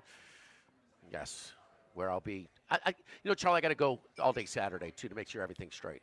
So Quality quality control while you director? snacking on things over at Rouse's, I'll be in the trenches trying to make sure everything's lined up over at the Queen. All our areas of expertise. All right, Max, let's get to your 5-pack real quick before I give mine. All right, going to start off head up against Charlie, and I'm going to take Iowa in the Cyhawk game. Plus 3.5, I think, is a very favorable number. This game has been decided by 10 points or fewer in the last few years. The road teams won the last 5 meetings. There's a lot of things that just say take the dog, especially with the hook now in 3.5. And I thought Gronowski and Iowa were hiding something a little bit with their offense. They're not playing anybody, so maybe I do expect Gronowski will be better in this game. Iowa State coming off of the trip to Ireland too. Maybe that starts catching up with them. They didn't have a bye week after that, so I'll take Iowa plus 3.5. Cincinnati minus 23.5. I think.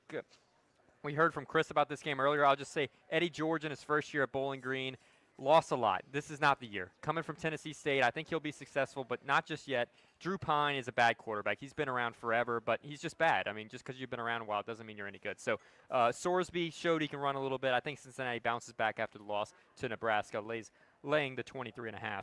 Rice plus 14 at home against Houston. This is an interesting one to me because the total is 39.5. These two defenses are pretty good. A low-scoring game, and they're catching 14 at home. That's too many, in my opinion. Rice with this spread option offense, a little more run-heavy. This is going to be a slow-tempo game, so I'll take the 14 points with the home team in what will be a very low-scoring game. In a high-scoring game, I'm going to take the over between Arkansas State and Arkansas. Arkansas State allowed 24 points to SEMO last week. Jalen Rayner can move the ball for them, and Arkansas's defense, I have major questions. Alabama A&M actually moved the ball pretty well in the first half, and they scored 52, let off the gas even. So I think both these offenses have massive advantages here in the War Memorial Stadium, which is probably the last time they'll play there, as I understand it, in Little Rock. And finally, my lock of the week, Oregon, minus 27.5 against Oklahoma State. This is all about the press conference. We heard Mike Gundy call out Oregon, basically say, well, they've got $40 million. We don't have any money. We've got only $7 million. And Dan Lanning has taken that personally. He did this a couple years ago with Colorado. There was a little beef there with all the noise at Colorado. What about us? And it was 35-0 at the half. That game was way over at halftime. I think something very similar is going to happen here. Oregon's going to run up the score if they get the chance. Oklahoma State's got quarterback issues with injuries, so I'll lay the 27.5 with the Ducks. All right, Iowa plus 3.5 going head up with the handyman in the Cyhawk matchup there. Cincinnati, Sorsey, and those guys. I was fine with their solid roster when they went up against Nebraska. Just he's got to develop a little bit more of his passer. He's trusting his legs more than his arm right now. Rice hit last week, won at ULL, and that's a lot of points at home.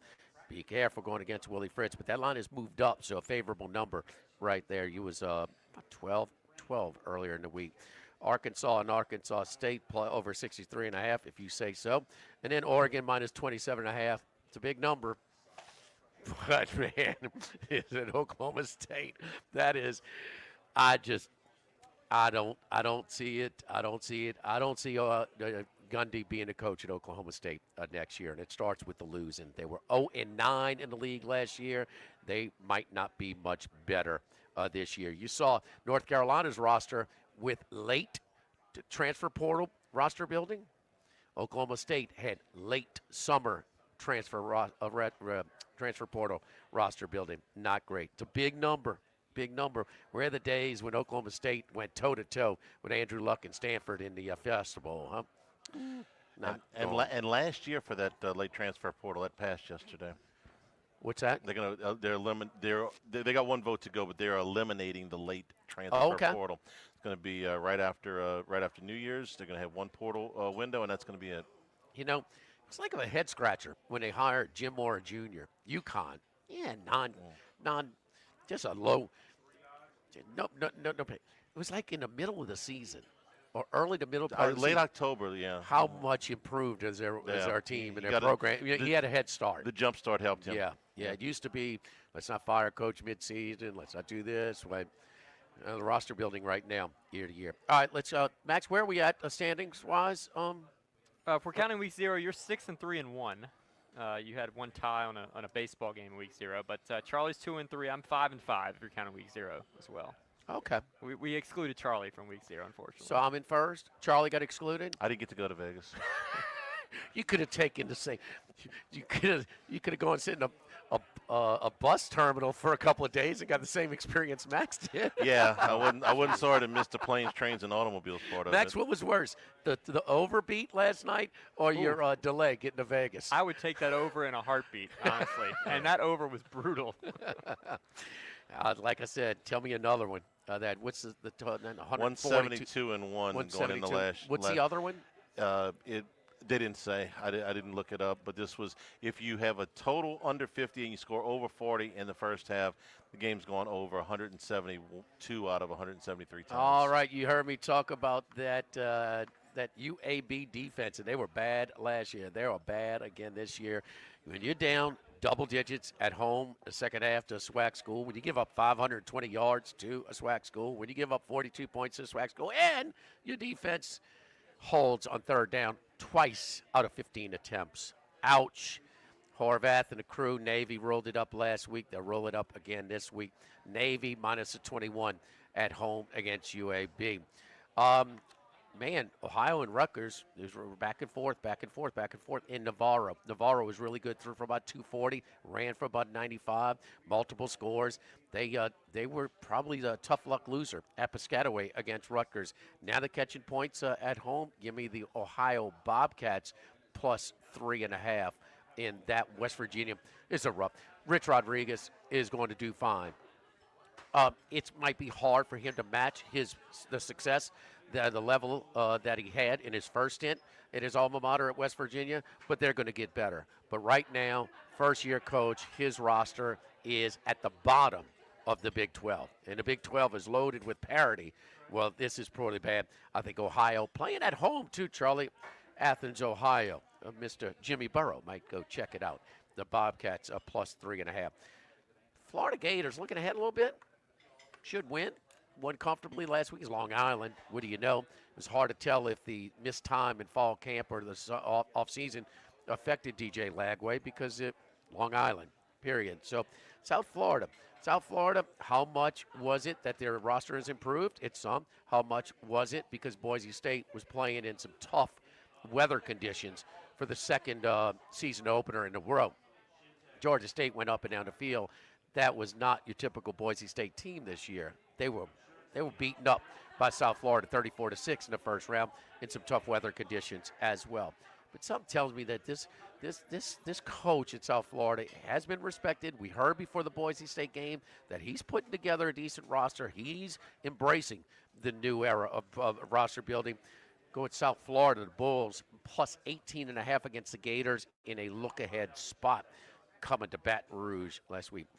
How did that angle alert work last week? Young quarterback making his first true road start in a hostile environment. Arch Manning, give him the Heisman. Might want to pause that. How about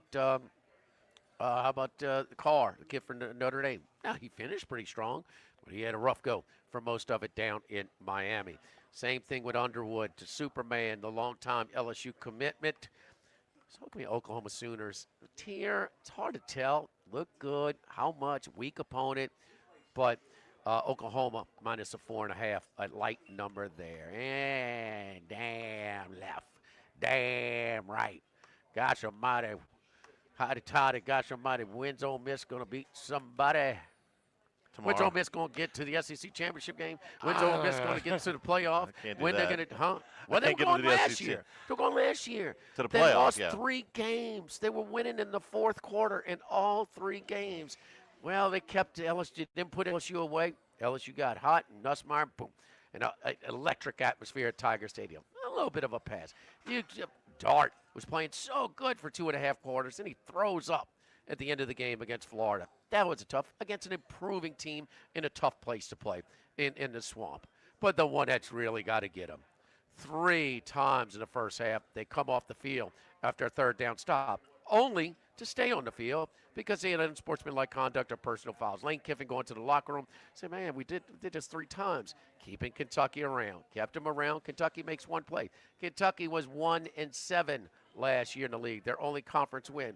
They'll be underdog in all 8 of their conference games this year. The man has brought the most winningest coach in Kentucky football history is on the hot seat. Will they pay the 30 or 40 million, whatever they owe on the buyout and get rid of him? It's going to be a tough road. And Ole Miss, come on. Charlie, even the guys that came over from Bowling Green or, Long Island to Wofford, they've heard about this game last year. They know about this game from last year. Give me the damn Runts. Come on, Runts. Later, 9.5 on the road. Lock of the week. Navy, Ole Miss, Ohio, South Florida, and Oklahoma. Oklahoma didn't run the football very much last week. Jade Knott, the heralded transfer from Right. Cal, only one carry last week. Brent Venables clarified that during the week. He said he was banged up all of last year, and he was banged up in camp, and we just held him, and they won the game easy. So Oklahoma's rushing totals were not impressive. Ott barely played in the game. They're saying he's 100% healthy and ready to go this week. So we'll see if Oklahoma can run the football better against Michigan than he did in week number 1. My brother will get it going. Nephew. He's healthy. I love him when he's healthy. Nephew gonna get it going. The first thing when I saw that he had one carry, I'm like, did he get hurt in the game? They're like, no, he was just a little beat up, and they had the game in hand, so they kind of held him. He's ready to go tomorrow. And making sure he's as close to 100% Which as they should. possible for this. I'm surprised week. they played Yes. him at all if they've considered him banged up. I might have held him out altogether. Somebody that they beat the hell out of. Southeast Missouri State. Illinois State. Illinois State. Redbirds. Yeah. Old Arch Madness. Missouri Valley Conference. Home of the Fighting Lee Feinswogs. Oh, really? He went there for a while. They don't even have swimming pools there. All he wants to do is swim in a pool. Play with the. I think he transferred. Play soccer. Pool soccer. He transferred to Syracuse, where there's an abundance of swimming pools, right? Yes. I go to Saratoga a lot of times. Ain't no swimming pools within sight. Bro. Cold up there, man. Yes, indeed. So don't forget, my friend, our Football Sunday, Live for the Queen this Sunday. We're going to rotate odd number Sundays. This is the first Sunday of the month, the third Sunday of the month. And when there is a fifth Sunday, we will be at the Queen of Baton Rouge, the DraftKings outlet, my hometown sports book, which I'd love going over there. Going to hunker down again tomorrow. Might go watch some of the game tonight, too, and the early starts in Major League Baseball. And then on the even numbers, second or fourth Sundays of the month, we'll be down at Caesars Sportsbook in downtown New Orleans. So Holden Mayo will stop by from time to time. We'll see some of our New Orleans friends. So Caesar's kind of stepping in for those Sundays where Beau Rivage was previously. We had enjoyed the heck out of our shows down at Beau Rivage. Certainly Carl Johnson and all the staff over there. Our buddy Bob Mahoney across the street. But we're shifting gears a little bit. We'll be going down to Caesars in New Orleans starting next week, right before the 49ers come into town. Back to wrap it up, live at Ruffino's, live at lunch, 104.5 ESPN Baton Rouge. Live at lunch. Get Moss Max and less text during happy hour at Modesto. Join us Tuesday through Friday, 2 to 6 p.m. for One moment, please. Okay.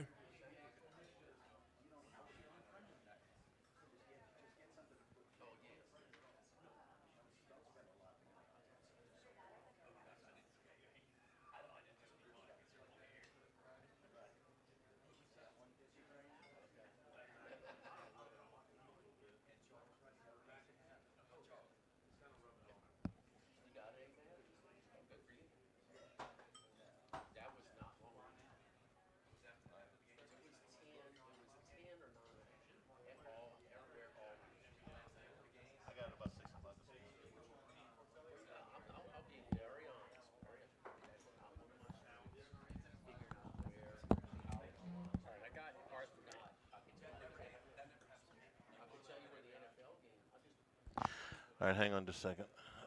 All right. Yeah. All right, I'm ready. All right, it's rolling. This is Charles Hanniger. Join us for the Monday edition of Live at Lunch from Walk-Ons in Brewley. We'll be on in our football scheduled time of 10 o'clock to include the Brian Kelly press conference. Live at Lunch from Walk-Ons in Brewley, 10 a.m. Monday on 104.5 ESPN Baton Rouge. Got a new home for coverage of LSU, the New Orleans Saints, and the Southeastern Conference. LouisianaSports.net. LouisianaSports.net. Feature stories, opinion columns, recruiting updates, in-game reports. And it's all free. No paywalls, no annoying pop-up ads, no recurring subscriptions. Just the content you crave. From the folks that bring you 104.5 ESPN Baton Rouge, it's LouisianaSports.net. The Grand Bayou Casino, conveniently located off I-10 at exit 139 in Crow's Head, offers the latest video poker machines 24 hours a day, 7 days a week. Got a great staff at the Grand Bayou Casino. Our inviting staff will greet you with complimentary coffee and sodas as you enjoy listening to the curated tunes in our comfortable seating. Make the trip to the Grand Bayou Casino, where players are welcome. The Grand Bayou Casino, I-10 at the Crow's Head exit. If you or someone you know has a gambling problem, call 1-877-770-STOP. The Grand Bayou Casino. This is Charles Hanniger for Coastal Capital Advisors. When it comes to retirement, no two situations are alike, so Coastal Capital Advisors will tailor a plan for your family's needs no matter your age or your financial situation. The bottom line is Coastal Capital Advisors will work with you and build a lifetime relationship. I know, because they work for me. For more information, contact Philip Fontenot and his staff at 337-981-1376 or online at coastalcapitaladv.com. Advisory services provided by New Age Advisors, LLC, doing business as Coastal Capital Advisors as a registered investment advisor. Securities offered through New Age Securities, Inc., member FINRA, SIPC.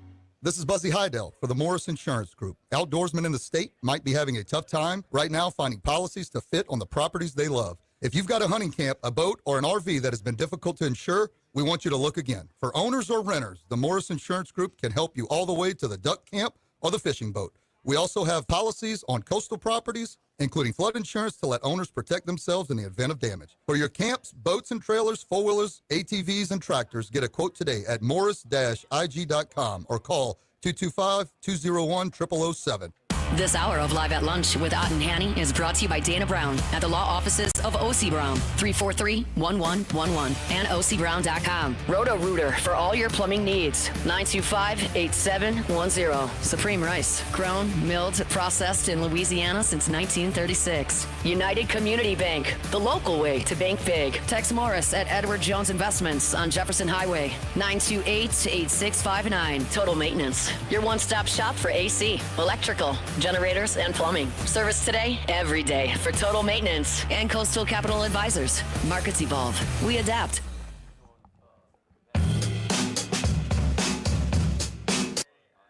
It's Lock of the Week Friday, presented by Tex Morris of Edward Jones Investments. Now, back to Live at Lunch from Ruffino's on Highland Road on 104.5 ESPN Baton Rouge. Here's a recap of all of our contributors throughout the course of the week. Again, brought to you by Dana Brown at the law offices of O.C. Brown, your law firm for a lifetime, 343-1111 and ocbrown.com. Wes Reynolds on Wednesday gave us Louisiana Tech plus 38 over in the UAB Navy game. And then 30. Also Indiana team total over. Humans has Duke, Mississippi State, Oklahoma, UNLV, and Vandy. Chris Massero just gave us Cincinnati, Michigan State, Duke. Under Oklahoma, Michigan State. You heard me and Charlie's. And who am I missing? Bruce Marshall, Utah State, Kansas, Missouri, over. BYU, UCLA, Memphis, San Diego State, and Fresno State. All right. Live at the Queen Sunday. It's Football Sunday, 10 a.m. to noon, right here on 104.5 ESPN Baton Rouge. Live at Lunch. The Live at Lunch with Ott and Hanny. All right, you guys have a good weekend. For tailgating and watching LSU games since 1988.